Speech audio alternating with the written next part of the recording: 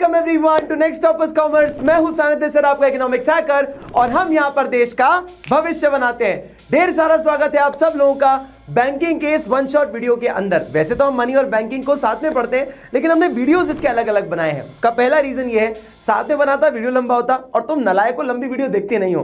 तुम्हें चाहिए कि कम समय में मुझे बस जल्दी जल्दी मार्क्स दिला दो, है ना।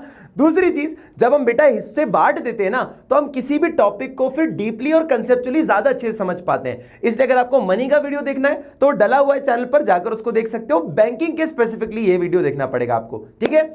और ये दोनों चैप्टर बहुत इंपॉर्टेंट हैं आपके लिए, स्पेशली बोर्ड्स के लिए, तो इसको अच्छे से पढ़िएगा। And without wasting any time, let's start our chapter. देखो, बैंकिंग एक ऐसा कंसेप्ट है जिससे हम डेली लाइफ में बहुत ज्यादा इन्वॉल्व हैं। कैसे? आप नॉर्मली यूपीआई पेमेंट्स रोज करते हो और वो बैंकिंग के थ्रू होता है। ऊपर से अगर आप मम्मी पापा को देखो या आसपास के लोगों को देखो, चेक रोज साइन हो रहा है, लोन्स लिए जा रहे हैं, डिपॉजिट्स हो रहे हैं, एटीएम चल रहा है, कार्ड स्वाइप हो रहा है, यानी कि इतनी सारी फैसिलिटीज हैं जो डेली बेसिस पे होती रहती है, और आप बैंकिंग सिस्टम से पूरी तरीके से इन्वॉल्व हो और इंटरेक्ट करते रहते हो on a very very regular basis. Now, जब भी हम बैंकिंग की बात करते हैं, एक कंसेप्ट हमें दिमाग में वापस जल्दी से आता है, that is commercial bank. What are commercial bank? अरे सर हमें पता है what is commercial bank. SBI, HDFC, axis bank, हमें पता है सर कमर्शियल बैंक क्या होता है। अबे नाम एग्जाम्पल नहीं पूछा है, what are commercial bank. So commercial banks जो होते हैं बेटा, वो दो मेजर काम करते हैं। पहला, अगर तुम्हें पैसा जमा करवाना है, डिपॉजिट करवाना है, तो उन्हें एक्सेप्ट करता है, पहला काम। दूसरा काम, अगर तुम्हें जरूरत है पैसे की तो तुम्हें लोन भी देता है। तो दो मेजर काम जो है, प्राइमरी फंक्शन जो है इसका, वो दो काम करता है। पहला लोन देता है और दूसरा डिपॉजिट को एक्सेप्ट करता है। इसकी डेफिनेशन देखना, आपको धीरे धीरे बाकी सारी चीजें समझ आएंगी। Now, commercial bank is an institution which performs the function of accepting deposits and granting loans and making investments with the aim of making profit. भाई लोन देता है, डिपॉजिट को एक्सेप्ट करता है और कुछ इन्वेस्टमेंट्स करता है प्रॉफिट कमाने के लिए। पैसा भी तो बनाएगा, फ्री में कौन करता है भाई काम। और कुछ एग्जांपल्स क्या है, ये आपके पास एग्जांपल है, SBI, Allahabad bank, Punjab national bank, ये कुछ आपके कमर्शियल बैंक के एग्जांपल्स है। नाउ सर, ये दो ही काम करता है क्या? पैसे को एक्सेप्ट करना और पैसे को लोन देना, ऐसे ही कुछ होता है, मतलब लोगों को लोन देना, ये दो ही काम होते हैं? नहीं, इससे ज्यादा भी काम होते हैं। इनको जरा देखो, प्राइमरी फंक्शन में हमारे पास दो ही काम है, that is accepting deposits and advancing loan. अच्छा, डिपॉजिट भी आप तीन तरह के एक्सेप्ट करते हो, fixed deposit, current account deposit और सेविंग डिपॉजिट। लोन्स भी आप अलग अलग तरह के देते हो, और उसके साथ कुछ और इतने सारे फंक्शंस भी हैं। हर एक को आराम आराम से पढ़ते हैं और समझते चलते हैं कि बैंकिंग कितने सारे काम करता है। ठीक है बेटा, चलो जी। तो कमर्शियल बैंक में पहला पॉइंट पढ़ते हैं, दैट इज एक्सेप्टिंग डिपॉजिट। अब बेटा, कोई भी इंसान जब पैसा जमा कराने आता है ना, तो उसका उद्देश्य होता है पैसा जमा कराने के पीछे। ठीक है, जैसे मैं आपको एग्जांपल से बताता हूं। हमारे पास कुछ तीन ऑप्शन है। करंट अकाउंट डिपॉजिट्स होते हैं, एक होता है हमारे पास फिक्स्ड डिपॉजिट, जिसको हम एफडी भी कहते हैं, शायद आपने घर वालों से काफी सुना होगा एफडी के बारे में। और एक होता है सेविंग्स डिपॉजिट, है ना, जिनको अपन सेविंग्स अकाउंट से भी चलाते हैं। ठीक है, ये सारे डिपॉजिट्स हैं बेटा। अब जब आपको एक ऐसा डिपॉजिट करना हो कि मैं जब चाहूं तब पैसा निकाल सकता हूं, और जितनी बार चाहूं उतनी बार पैसा निकाल सकता हूं, और जितनी बार चाहूं उतनी बार पैसा डाल सकता हूं, मतलब मेरे पैसा डालने के अमाउंट और उसके ट्रांजैक्शन लिमिट पर कोई भी रोक टोक नहीं होनी चाहिए, तो मैं करंट अकाउंट खुलवाता हूं, यानी कि नो अनलिमिटेड ट्रांजैक्शंस, यानी कि अनलिमिटेड ट्रांजैक्शंस के मतलब मेरे को रोक टोक नहीं चाहिए भाई, कि आपने दिन के 10 ट्रांजैक्शन कर दिए, अब आप अगले 24 घंटे तक ट्रांजैक्शन नहीं कर सकते। ऐसा आपने देखा होगा, कई लोगों के बैंक में ऐसा होता है कि अरे यार मैंने ना 10 बार पेमेंट कर दी, अब मेरा बैंक जो है ब्लॉक हो गया अगले 24 घंटे के लिए, या मेरे पास बहुत सारी पेमेंट्स आ गई तो अब मैं पेमेंट रिसीव नहीं कर सकता, बैंक मेरा काम नहीं कर रहा है। वो करंट अकाउंट नहीं, वो सेविंग्स अकाउंट होता है। उसके पीछे बताऊंगा रीजन क्या होता है। तो देखो, इनके पास कोई लिमिट होती ही नहीं है, ट्रांजैक्शंस कितनी भी बार हो सकते हैं और कितने भी अमाउंट के हो सकते हैं। ठीक है, उसी जगह पर फिक्स्ड डिपॉजिट में मात्र दो ट्रांजैक्शंस होते हैं। दो ट्रांजैक्शंस कौन से सर? एक पैसा डालना, दूसरा पैसा निकालना। सर ये फिक्स्ड डिपॉजिट तो सुना सुना लग रहा है, मम्मी पापा लोगों को बड़ा शौक होता है एफडी कराने का, है ना। क्या होता है, दो ट्रांजैक्शन कैसे? कुछ समय के लिए, जैसे इसमें नाम लिखा है ना फिक्स्ड, तो कुछ समय के लिए आप पैसे को जमा करके रखते हो और बार बार नहीं निकालते, सिर्फ एक बार डालते हो और एक ही बार निकाल लेते हो पैसा, है ना। जैसे कि आपने 10 लाख रुपए डिपॉजिट कर दिए और 5 साल बाद आप वो पैसा निकालोगे, दो ही ट्रांजैक्शन होते हैं और उस पर आपको अच्छा खासा ब्याज भी मिलता है। ठीक है बेटा, तो ये एफडी होता है। Now current account and FD के बीच में थोड़ा रिलेशन बताता हूं, फिर मैं आपको सेविंग्स बताऊंगा। नाउ इसके अंदर आपको जनरली कोई इंटरेस्ट नहीं मिलता, कोई ब्याज नहीं मिलता बेटा। पैसा रखने पे ना बैंक आपको ब्याज देता है, इस पे जनरली आपको कोई ब्याज नहीं मिलता, क्योंकि आपका पेमेंट जो है ना आते जा रहे हैं जाते जा रहे हैं आते जा रहे हैं जाते जा रहे हैं, तो ऐसे अकाउंट में कोई आपको बेनिफिट नहीं मिलता। एफडी में आपको अच्छा खासा बेनिफिट मिलता है। एग्जांपल के तौर पे मान लीजिए 8% का ब्याज मिल रहा है आपको एफडी पे, है ना, 8% का इंटरेस्ट मिल रहा है। अब आप मुझे एक बात बताइए, अनलिमिटेड ट्रांजैक्शन यूज करने वाले जो लोग होंगे, ये कौन से लोग होंगे, कैसे लोगों को अकाउंट खोलना चाहिए? सर, जो बिजनेसमैन आदमी होता है ना, व्यापारी आदमी, बिजनेसमैन आदमी होता है ना, उसको जरूरत है इस चीज की, क्योंकि उसके पास पैसा आता रहता है और बहुत सारी पेमेंट्स करता रहता है, तो उसको रोक टोक नहीं चाहिए कि 2 लाख से ज्यादा की पेमेंट नहीं कर सकते या दिन के 5 से ज्यादा पेमेंट नहीं कर सकते, ऐसी रोक टोक नहीं चाहिए, वरना उसका काम ही नहीं हो पाएगा।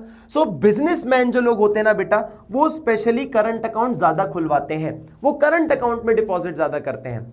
फिक्स डिपॉजिट जनरली कोई भी करता है जिसको लॉन्ग टर्म में पैसा चाहिए, कि अगले 5 साल तक मैं पैसा नहीं निकालूंगा, मुझे उस पर ब्याज चाहिए, इंटरेस्ट चाहिए, कि 10 लाख रुपए अभी डाल दिए मैंने, 5 साल बाद मुझे वो 12 लाख 15 लाख मिल जाएंगे, तो इसलिए आप इस इंटेंशन से एफडी कराते हो। तो ये कोई भी कर सकता है ना। इन दोनों के जो बीच का एक हाइब्रिड वर्जन होता है वो होता है सेविंग्स अकाउंट, कि उसमें 2 ट्रांजैक्शन तो नहीं होंगे, 2 से ज्यादा ट्रांजैक्शन होंगे, लेकिन अनलिमिटेड भी नहीं होंगे। तो इसमें क्या होता है, लिमिटेड ट्रांजैक्शंस होते हैं, यानी कि दिन के 5, दिन के 10 ट्रांजैक्शन। कई बार आपने देखा होगा कि अपने मम्मी पापा ने अगर बहुत बार यूपीआई अगर यूज कर लिया है तो उनके अकाउंट ब्लॉक हो जाते हैं थोड़े दिनों के लिए, है ना, थोड़ी देर के लिए, 24 घंटे के लिए हो जाएगा, या उनके अकाउंट में बहुत बार पैसे आ गए, बहुत बार आ गए एक दिन में पैसे, तो उनका अकाउंट ब्लॉक हो जाता है। वो सेविंग्स अकाउंट होता है। इन दोनों का एक हाइब्रिड वर्जन होता है, दोनों के साथ मिडिल पॉइंट होता है बेसिकली। इसमें जीरो ब्याज मिल रहा है, इसमें आपको अच्छा खासा ब्याज मिल रहा है, तो यहां पे आपको 4 या 4.5% के आसपास का ब्याज मिलेगा, मतलब बीच में आ रहा है ना। दूसरी चीज, ये बिजनेसमैन यूज करता है, ये तो कोई भी कर सकता है। और दूसरी चीज, सेविंग्स अकाउंट जनरली सैलरीड लोग खुलवाते हैं, जो सैलरी वाले लोग होते हैं ना, जितने भी लोग सैलरीड एम्प्लॉय होंगे वो लोग सेविंग्स अकाउंट ज्यादा खुलवाते हैं। तो आपने तीनों ऑप्शन देख लिए, तो all these 3 are deposit option. आप करंट अकाउंट, फिक्स्ड डिपॉजिट या फिर सेविंग्स डिपॉजिट कर सकते हो, और उनकी डेफिनेशंस ये आपके सामने है। ठीक है बेटा, these deposits refer to those deposits which repayable by the bank on demand, कि आप जब भी डिमांड करोगे बैंक से वो आपको पे कर सकता है पैसा, क्योंकि पैसा तो मेरा है ना, बैंक का थोड़ी है। दूसरी चीज, fixed deposit refer to those deposits in which amount is deposited within the bank for a fixed period of time. जैसे मैंने बोला था कि 5 साल तक 10 लाख रुपए जमा करा दिए, 5 साल बाद मैं विड्रॉ करूंगा, है ना। एंड सेविंग्स डिपॉजिट क्या है, it has features of both current account and fixed deposit account, दोनों का मिक्सचर होता है, एक हाइब्रिड वर्जन होता है। क्या ये बात क्लियर है? Very good. चलो अब बात कर लेते हैं थोड़ी सी लोन की। देखो, कैश क्रेडिट क्या है? कैश क्रेडिट एक ऐसा टाइप का लोन है जो कि आप शेयर्स, स्टॉक्स या बॉन्ड्स के बदले में लेते हो। क्या आपके पास कोई शेयर्स है, आपने वो दे दिए और बदले में थोड़ा सा लोन ले लिया, इसे हम कैश क्रेडिट कहते हैं। Cash credit refers to a loan given to the borrower against his current assets like shares, stock, bonds. Current assets के बदले में आपको जो लोन मिलता है, फिक्स्ड एसेट नहीं, करंट एसेट। फिक्स्ड एसेट्स क्या होते हैं, जैसे कि जमीन जायदाद, उनके बदले में आपको लोन नहीं, करंट एसेट के बदले में आपको लोन मिल रहा है, जैसे कि शेयर्स वगैरह, है ना। फिर आता है आपके पास डिमांड लोन। डिमांड लोन का कंसेप्ट एक ऐसा लोन है बेटा कि बैंक ने जब लोन दिया है आपको, बैंक जब मांगे तो आपको देना पड़ेगा। मतलब बैंक के पास ऑप्शन है कि बैंक जब पैसा मांगेगा तो आपको लौटाना पड़ेगा, इसलिए इसको डिमांड लोन कहते हैं, कि बैंक जब भी डिमांड करेगा आपको इसको रीपे करना पड़ेगा। Demand loans refer to those loans which can be recalled on demand by the bank at any time. किसी भी समय बैंक आपसे बोल सकता है कि मेरे पैसे लौटाओ मुझे, और उसे हम एक डिमांड लोन कहते हैं। और शॉर्ट टर्म लोन तो आप जानते ही हो, शॉर्ट टर्म लोन क्या होता है, कम समय के लिए कोई लोन ले लेना, उसे हम शॉर्ट टर्म लोन कहते हैं। The loan is credited to the amount of borrower and borrower can withdraw money from his account and interest is payable on the loan granted. कि जितना लोन, देखो बैंक ने लोन का amount डाल दिया है खाते में, है ना, अब जो विड्रॉअर है उसने पैसा निकाला, जितना पैसा निकालेगा उतने पे उसको लोन देना पड़ेगा, और वो शॉर्ट टर्म लोन की तरह होता है, ठीक है, कम समय के लिए, कि हफ्ते भर के लिए ले लिया, 2-4 दिन के लिए ले लिया, कम समय के लिए जो लोन लेते हो उसे हम शॉर्ट टर्म लोन कहते हैं, ठीक है बेटा। Now you are well versed with the deposit part and loan part. Now इसके अलावा जो असली गेम है वो क्या क्या होता है, what is this overdraft facility. ये बेटा बहुत सारे ऐसे शब्द हैं जिनके साथ आप जल्दी से जल्दी कंफर्टेबल हो जाओ, क्योंकि जब आप 12th पास करोगे, इनफैक्ट 12th में भी रहोगे और रियल लाइफ में भी जाओगे, ये शब्द जनरली इस्तेमाल होते हैं।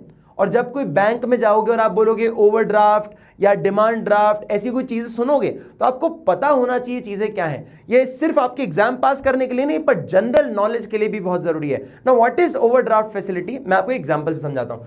तुम्हारे सानी सर जो हैं, और भैया पेन भी नहीं चल रहा है, हाँ, तुम्हारे सानी सर जो हैं वो क्या था, उनके अकाउंट में मात्र 5,000 रुपये थे, मान लो 10,000 रुपये थे, ठीक है, कम क्यों रखेंगे सर, ज़्यादा ही पैसे रखेंगे, क्या बोलते हो, है ना। अब क्या हुआ, इनकी एक महिला मित्र थी सुहानी नाम की, है ना, सुहानी जी का बर्थडे था, सुहानी जी का बर्थडे था, अरे सुहानी की डायग्राम तो ऐसा बनेगा ना फ्रॉक वाला, ठीक है, चलो, तो सुहानी जी का बर्थडे था। सुहानी जी का जब बर्थडे था तो बर्थडे का जो बर्थडे में ना सानी सर क्या कर रहे थे, इनको बदले में क्या कर रहे थे, वॉच दे रहे थे। तो सानी सर ने क्या किया, बदले में एक वॉच देने का सोचा। वो वॉच थी 15,000 रुपए की, है ना। तो हम क्या गए, मैं सुहानी जी को लेकर गया एक दुकान पर और मैंने बोला कि तुम्हारा बर्थडे गिफ्ट ले लो। उसको एक वॉच पसंद आई जो कि थी 15,000 की, और वो बोलता है इसको पैक करा दो, पैक करा दो। अकाउंट देखा तो उसमें 10,000 रुपये थे और वॉच कितने की, 15,000। तो मैंने, अब ये तो बोल नहीं सकते ना जेब में पैसे नहीं है, मैंने बोला कि कार्ड डिक्लाइन हो जान दो, कार्ड डिक्लाइन हो जान दो, बोल दूंगा कार्ड काम नहीं कर रहा, चलो चलो कल आएंगे कल आएंगे कल आएंगे। जैसे ही उसने कार्ड स्वाइप किया, मैंने पिन डाला, ले भैया 15,000 की पेमेंट हो गई। मैंने सोचा चमत्कार, चमत्कार भाई साहब, 10,000 मेरा बैलेंस है और 15,000 मेरे अकाउंट से कट गए, 5,000 एक्स्ट्रा कट गए। मैंने बोला भाई कोई ग्लिच होगा, ग्लिच होगा, अच्छा है अच्छा है, बैंक से गलती हो गई, हो जान दो, मुझे बड़ी अच्छी लगती है गलतियां, लेकिन हुआ गलती ये नहीं। इसे हम एक ओवरड्राफ्ट फैसिलिटी कहते हैं। ओवरड्राफ्ट का मतलब होता है कि आपका मतलब यानी कि सानी सर का अकाउंट जो है वो -5,000 रुपए हो गया होगा। मतलब बैंक ने एक ऐसी फैसिलिटी दी है कि अगर आपके खाते में अगर अभी पैसा नहीं है, कोई बात नहीं, आप थोड़ा सा एक्स्ट्रा निकाल लो, हम आपका अकाउंट नेगेटिव में कर देंगे, माइनस में कर देंगे। जैसे होता है ना कि बैंक बैलेंस नेगेटिव में है, तो नेगेटिव में कर देंगे। दोबारा जब आप पैसा डालोगे तब हम ये पैसा काट लेंगे। अब जैसे मान लो अगली बार मैं गया और मैंने 50,000 रुपए मैंने डिपॉजिट किए, तो 50,000 में से पहले 5,000 कटेंगे और उसके बाद 45,000 मेरा बैंक बैलेंस दिखेगा। समझ आया? So this is known as overdraft facility. Account balance से ज्यादा निकाल लेना, ये एक शॉर्ट टर्म लोन की तरह होता है, ठीक है। It refers to facility in which customers is allowed to overdraw his current account up to agreed limit. और एक कुछ लिमिट होती है, ऐसा नहीं कि जितना चाहो उतना निकाल लो, 5 करोड़ रुपए निकाल ली सर बिजनेस करते हैं, ऐसा नहीं होता भाई। एक लिमिट होती है जो बैंक डिसाइड करती है और बैंक आपको लिमिट देती है कि आपके अकाउंट बैलेंस से थोड़ा आप एक्स्ट्रा निकलवा सकते हो। क्लियर बेटा, समझ आ गया? This is overdraft facility. Now what is discounting of bills of exchange? ये बड़ा अच्छा कंसेप्ट है, बड़े अच्छे एग्जांपल से समझाता हूं, ध्यान से सुनना। क्या हुआ, एक ये बंदा है, इसका नाम है सैम, है ना, इसका नाम है सैम और इसका नाम है बिल। अरे बिल क्या रखा हूं, इसका नाम को जॉन रख देता हूं, John, John Cena, you can't सी। चलो ध्यान से सुनो, बहुत ही लेम जोक था तो क्या हुआ, सैम और जॉन के बीच में एक ट्रेड हुआ, दोनों ने सामान खरीदा। क्या हुआ, सैम जो है, सैम ने इसको बोला कि भैया जॉन एक काम कर, मुझे ना तुझसे कुछ सामान चाहिए, मुझे कुछ प्रोडक्ट्स चाहिए, मेरा बिजनेस है, तो एक काम कर, मुझे रॉ मटेरियल्स चाहिए थे तेरे से, तो रॉ मटेरियल्स मुझे दे दे। तो इसने क्या किया, बदले में रॉ मटेरियल्स को दे दिए। कितने के रॉ मटेरियल दे दिए? 1 लाख रुपए के रॉ मटेरियल दे दिए। कितने के बेटा? 1 लाख रुपए का रॉ मटेरियल दे दिया, ठीक है। बदले में करना क्या चाहिए, सैम को इसको पेमेंट करनी चाहिए, कैश में करे, चेक में करे, जैसे करना चाहे करे, है ना। अब सैम ने बोला यार जॉन एक्चुअली मेरे पास ना अभी पैसे है नहीं। तो जॉन बोल रहा वापस सामान दे बेटा, मेरा पैसे है नहीं, आ जाते हो मांगने। तो भाई जॉन को इसने बोला कि एक काम कर, मैं तेरे को बिल्स ऑफ एक्सचेंज देता हूं। क्या देता हूं मैं तेरे को? Bills of exchange. तो बिल्स ऑफ एक्सचेंज एक तरह का प्रॉमिसरी नोट होता है। प्रॉमिसरी नोट यानी कि एक ऐसा पेज होगा, डॉक्यूमेंट होगा, जिसपे आप लिखते हो आई प्रॉमिस टू पे John the amount of 1 lakh rupees after 3 months with this much interest. ऐसा करके आप उस पर लिखते हो कि भाई सैम ने एक प्रॉमिस का चिट्ठी लिखा है, एक चिट्ठी लिखी है प्रॉमिस करते हुए कि I promise John 1 lakh rupees sum that I will pay him after 3 months, कि 3 महीने बाद मैं जॉन को 1 लाख रुपए दूंगा। ऐसा करके उस पर एक प्रॉमिस करता है। ये कैसा बिल्स ऑफ एक्सचेंज कहलाता है ना। अब 3 महीने बाद इसको पैसा मिलेगा। तो जॉन ने बोला चलो ठीक है, पैसा तो आ जाएगा, वो इंपॉर्टेंट है, तो 3 महीने बाद पैसा ले लूंगा। अब किसको क्या पता कल क्या हो जाए। जॉन को 1 महीने बाद ही जरूरत पड़ी, 1 month लेटर इसको इतनी जरूरत पड़ी पैसे की, एकदम इमरजेंसी हो गई भाई साहब, है ना, इमरजेंसी हो गई, बहुत नीड में था। ये गया सैम के पास और बोलता है ओ भाई तूने मेरे को 1 लाख रुपए देने थे, जल्दी जल्दी दे दे यार, मेरे को बहुत इमरजेंसी हो गई। सैम बोलता है यार भाई मैंने तेरे को पहले ही बोला था 3 महीने बाद लौटा पाऊंगा, 1 महीने हुए अभी, तो मैं अभी 2 महीने बाद ही लौटा पाऊंगा, मैं पैसा कहां से लाऊं, मेरे पास है ही नहीं। अब जॉन प्रॉब्लम में आ गया, सैम पैसा दे नहीं सकता, करे तो करे क्या। अब इसके पास एक ऑप्शन था, इसके पास क्या है, बिल्स ऑफ एक्सचेंज है, इसके पास क्या है, रॉ मटेरियल है। तो इसने क्या किया, इस बिल्स ऑफ एक्सचेंज को लेकर गया किसके पास, बैंक के पास। ये बिल्स ऑफ एक्सचेंज जो है 1 लाख रुपए का, इसको लेकर गया बैंक के पास और इसकी इसने क्या करवा ली बेटा, discounting. Now what do you mean by discounting, ध्यान से सुनना।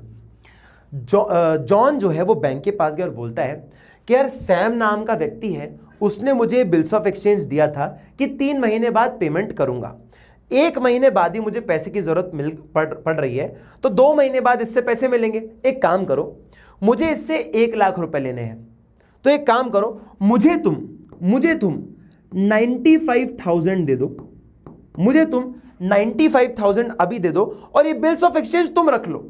बैंक को क्या बोल रहा है, मुझे थोड़ा डिस्काउंट, इसे क्या कहते हैं बेटा, डिस्काउंटिंग। ये जो है ना डिस्काउंटिंग हुई है कि जो 95,000 मुझे दे दो, मुझे वैसे तो 1 लाख रुपए लेने थे, पर एक काम करो, डिस्काउंट कर रहा हूं मैं, मुझे 95,000 बैंक तुम दे दो। 2 महीने बाद जब ये 1 लाख रुपए मुझे लौटाने आएगा, मेरी जगह तुम इससे 1 लाख रुपए ले लेना। यानी कि बैंक अब इसको बिल्स ऑफ एक्सचेंज दिखाएगा और बदले में 1 लाख की पेमेंट कौन करेगा, सैम बैंक को कर देगा। जो पैसा सैम को जॉन को लौटाना था, अब वही पैसा सैम बैंक को लौटाएगा। तो बैंक का क्या फायदा, बैंक को प्रॉफिट हो रहा है बेटा 5,000 रुपए का, 5,000 रुपीज का प्रॉफिट हो रहा है, पैसा कमा रहा है, इसलिए बैंक यहां पर इन्वॉल्व होता है। तो बैंक का काम समझे क्या हुआ, 2 लोग डील कर रहे थे, सैम के पास पैसा नहीं था, 3 महीने बाद इसको पैसा मिलेगा, पर इसको इमरजेंसी हो गई, 1 महीने में इसको जरूरत पड़ गई, तो इसने बोला एक काम करो भाई, 1 लाख मत दो, मुझे तुम अभी 95 दे दो क्योंकि मेरे को जरूरत है, भले ही 5,000 तुम इससे एक्स्ट्रा ले लेना, क्योंकि वो तो 1 लाख रुपए लौटाएगा। तुम्हें एक काम करना, उससे 2 महीने बाद इससे 1 लाख ले लेना। तुम मुझे 95 दे रहे हो, ले उससे 1 लाख रहे हो, 5,000 का तुम्हें डिस्काउंट मिल जाएगा और मुझे डिस्काउंट मिल जाएगा और तुम्हें प्रॉफिट मिल जाएगा। यह कहलाता है discounting of bills of exchange. ये पूरी जो कहानी है, ये कहानी ही प्रोसेस है जहां पे बैंक मदद करता है लोगों को डील करने के लिए, बिल्स को डिस्काउंटिंग कर देता है कि किसी को डिस्काउंट कर देगा और बदले में इससे पूरा अमाउंट ले लेगा। ठीक है, it refers to facility in which holder of the bill exchange can get bills discounted with the bank before maturity. Maturity 3 महीने की थी, उससे पहले ही इसने इससे डिस्काउंटिंग करा लिया, 2 महीने बाद जाके इससे पैसे वापस ले लेगा। ठीक है बेटा, समझ आया, क्लियर, कोई दिक्कत कोई परेशानी। Now next point, agency function. अब एजेंसी फंक्शंस क्या है जी, ये क्या फंक्शन होते हैं, जैसे आपने देखा होगा transfer of fund.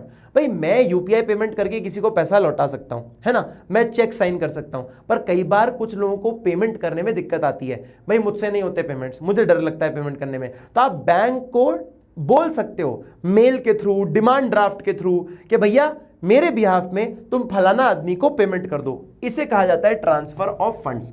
Bank provide the facility of economic and easy remittance of fund from place to place with the help of instruments like demand draft and mail transfer. कि मेल ट्रांसफर के through या demand draft के through आप अपने खाते से किसी और को पेमेंट कर सकते हो और बैंक को आदेश देते हो कि ले भैया ये डिटेल है, इसको पेमेंट कर दे मेरे बिहाफ पे, तो बैंक आपके बिहाफ पे पेमेंट कर देता है। दूसरी चीज, collection and payment of various items. अब बेटा आपने देखा होगा आपके अकाउंट में बहुत सारे पैसे आते हैं, आपसे बैंक पूछता है, जब यूपीआई पेमेंट आपके अकाउंट में होता है तो बैंक आपसे पूछता है ले लूं क्या पैसे, ले लूं क्या? नहीं ना, वो ले लेता है, उसको पता है कि पैसा आ रहा है, ले लो। आपसे बिना पूछे भी कुछ कुछ पेमेंट करता है। नहीं नहीं सर कैसी बातें कर रहे हो, बिना पूछे मेरा बैंक मेरी कोई पेमेंट नहीं करता। अच्छा बेटा, जो ईएमआई बिना पूछे तुम्हारी कट जाती है उसका क्या? नेटफ्लिक्स का जो सब्सक्रिप्शन हर महीने बिना पूछे कट जाता है उसका क्या? अमेजॉन की मेंबरशिप जो बिना पूछे कट जाती है उसका क्या? तो कुछ पेमेंट्स बैंक आपकी परमिशन के बाद ऑटोमेटिकली काटता रहता है। समझ आया? So this is collection and payment of various items. Bank बहुत सारे पैसे बिना आपसे पूछे एक्सेप्ट करता है और बिना आपके पूछे पेमेंट भी कर देता है, मतलब परमिशन ले लेता है लेकिन एक बार आपसे। ठीक है बेटा। फिर आता है purchase and sale of foreign exchange. क्या होता है बेटा, अगर मान लो कहीं आप अब्रॉड घूमने जा रहे हो और आपको पैसे की जरूरत है, फॉरेन करेंसी की जरूरत है, तो वो फॉरेन करेंसी एक्सचेंज करने में भी आपकी ये मदद करवाएगा।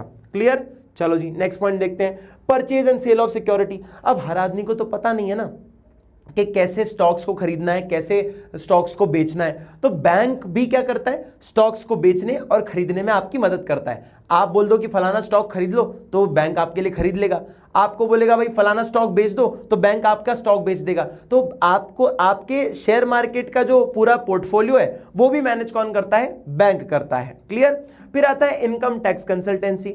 इनकम टैक्स कंसल्टेंसी ये कहता है बेटा आप कितना टैक्स पे करोगे, कैसे टैक्स बचाना है, कैसे कैसे टैक्स आपको लग सकता है, कोई अगर आप इन्वेस्टमेंट कर रहे हो तो ये सारी की सारी कंसल्टेंसी आपको बैंक देता है। कि बैंक बताएगा भैया इतना इन्वेस्टमेंट करोगे तो इतना टैक्स देना पड़ जाएगा, ऐसा ऐसा करोगे तो यहां से टैक्स बच सकता है। तो ये टैक्स की जो कंसल्टेंसी है, जो नॉलेज है, वो भी आपको बैंक देता है। फिर आता है ट्रस्टी एंड एग्जीक्यूटर। अब अपने यहां पे इंडिया में बड़ी एक प्रचलन है, लड़ाई झगड़े बहुत ज्यादा हो जाते हैं जब वसीयत की बात आती है। एक पिताजी के 4 बच्चे और चारों बच्चों में भैया खून का मामला हो चुका है लड़ाई झगड़े में, प्रॉपर्टी किसके नाम होगी, कौन दुकान कौन रखेगा, मैं बड़ा हूं तो बड़ा वाला घर मेरा, तू छोटा है छोटी वाली दुकान तेरी, और बीच वाले को एक काम कर, तू तो वैसे भी पापा को ना बहुत ज्यादा तेरे पापा तेरे से बहुत ज्यादा नाराज रहते थे, तेरे को कुछ नहीं करना है। मतलब बेसिकली जो वसीयत है, बच्चे बहुत लड़ते हैं, कोर्ट केसेस होते हैं। अगर कोई होल्डर यानी कि कोई व्यक्ति जो बैंक का कस्टमर है, वो बंदा बैंक को ये बोल सकता है कि भैया हमारे जाने के बाद हमारे बच्चों में इस पार्ट में तुम वसीयत को हमारी बांट देना, हमारे 3 घर हैं 3 बेटों में बांट देना, हमारी कुछ ज़मीनें हैं वो 2 बेटों में बांट देना, और हमारे कुछ और एक्स्ट्रा गोल्ड और कुछ स्टॉक्स हैं वो हमारी बेटियों में बांट देना।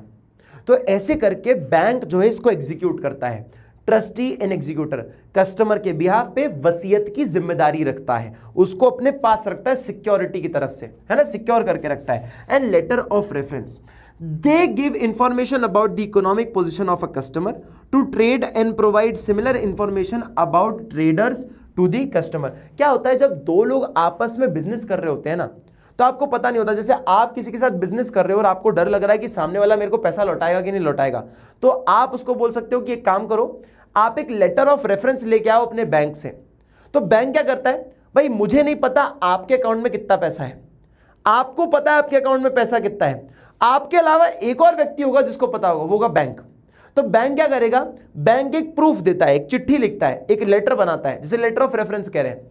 ये एक प्रूफ की तरह होता है कि हाँ भाई इसके पास पैसा है, अगर आप इसके साथ बिजनेस करते हो तो आपको पैसा लौटा देगा, इसके पास इतनी इसकी हैसियत है कि आपके साथ बिजनेस कर सकता है। तो किसी की अगर आपको क्रेडिबिलिटी देखनी है तो उस चीज के लिए आप बैंक से एक लेटर ऑफ प्रेफरेंस बुलवा सकते हो कि मैं ट्रस्ट कैसे करूं सामने वाले पे, बिजनेस में धोखाधड़ी बहुत होती है, तो उस ट्रस्ट के लिए आप लेटर ऑफ रेफरेंस बुलवा लेते हो। ठीक है बेटा, समझ आया? ये कुछ एजेंट की तरह फंक्शंस होते हैं जो ये करता है। उसके अलावा कुछ जनरल फंक्शन और है जो आपने सुना होगा, जैसे कि लॉकर फैसिलिटीज। बेटा बहुत सारे लोगों के घर के कागज, सोना, गहना घर में रखना बहुत रिस्की हो जाता है। सोना, गहना, ऐसी फैसिलिटीज कहीं सेफ जगह पे रखी जा सकती हैं, तो बैंक के लॉकर होते हैं। आपने सुना होगा, शायद आपके घर में भी कई सारे लोगों के लॉकर होंगे बैंकों में, जहां पे एक चाबी आपकी होती है, एक चाबी बैंक वाले की होती है, दोनों एक साथ लगाते हैं तब जाके लॉकर खुलता है। वहां पे आपको अपना सामान वामान मिलेगा मस्त बढ़िया, सोना रखा होगा, घर के कागज रखे होंगे, बहुत इंपॉर्टेंट डॉक्यूमेंट्स और उसके एसेट्स रखे होंगे, है ना। तो ये लॉकर फैसिलिटीज होती हैं जो बैंक प्रोवाइड करता है। उसके साथ साथ ट्रैवलर्स चेक, अभी तो आप लोगों को ट्रैवलर्स चेक दिख नहीं रहा होगा, वैसे देते हैं ट्रैवलर्स चेक, लेकिन ये चेक क्या होता था बेटा, ये ट्रैवलर्स चेक बेसिकली जब लोग आप ट्रैवल करते हो, ट्रैवल करने के टाइम बहुत डर लगता है कि यार कैश लेके जाऊंगा तो हो सकता है कि चोरी हो जाए, दिक्कत है, चोरी होने के चांसेस होते हैं, तो कैश लेना बहुत रिस्की होता है। तो जब आप ट्रैवल कर रहे हो ना, और कहीं आपने खाना खाया, कहीं पे आप रुके, कहीं पे आपको कोई पेमेंट करनी है, तो एक छोटी सी चेकबुक होती है, उस ट्रैवलर्स चेक पे आप साइन करो, वो चेकबुक लेकर चलो, उस पे साइन करो और वो देते जाओ सबको, वो लोग अपने बैंक में लगाएंगे उसको और पेमेंट हो जाएगी। तो नॉर्मल चेक से थोड़ा साइज में छोटा होता था ये ट्रैवलर्स चेक्स, और डिटेल भी बहुत कम होती थी। छोटे छोटे पेमेंट्स भी आप इस ट्रैवलर्स चेक्स के थ्रू कर सकते हो, तो ये ट्रैवलर्स चेक हुआ करता था ना। उसके साथ लेटर ऑफ क्रेडिट, जो मैंने आपको लेटर ऑफ प्रेफरेंस बताया ना, अभी लेटर ऑफ क्रेडिट की भी एक कहानी बताता हूं। जैसे मान लो, इसको मैं एग्जांपल से बताता हूं, यूएसए के अंदर एक व्यक्ति है जिसके साथ मैं डीलिंग कर रहा हूं, और मैं कहां रहता हूं भैया, इंडिया में रहता हूं।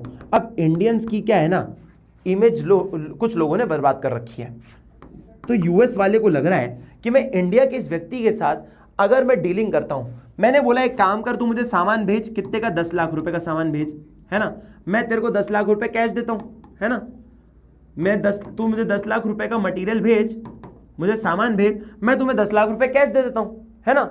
अब इसको डर लग रहा है कि मैंने सामान तो भेज दिया, लेकिन अगर इसने पैसा ही नहीं भेजा तो, और इसको लग रहा है कि यार मैंने पैसा भेज दिया लेकिन सामान ही नहीं आया तो, या आया तो खराब हो गया तो दोनों एक दूसरे पे ट्रस्ट नहीं कर पा रहे और डील ही नहीं हो पा रही।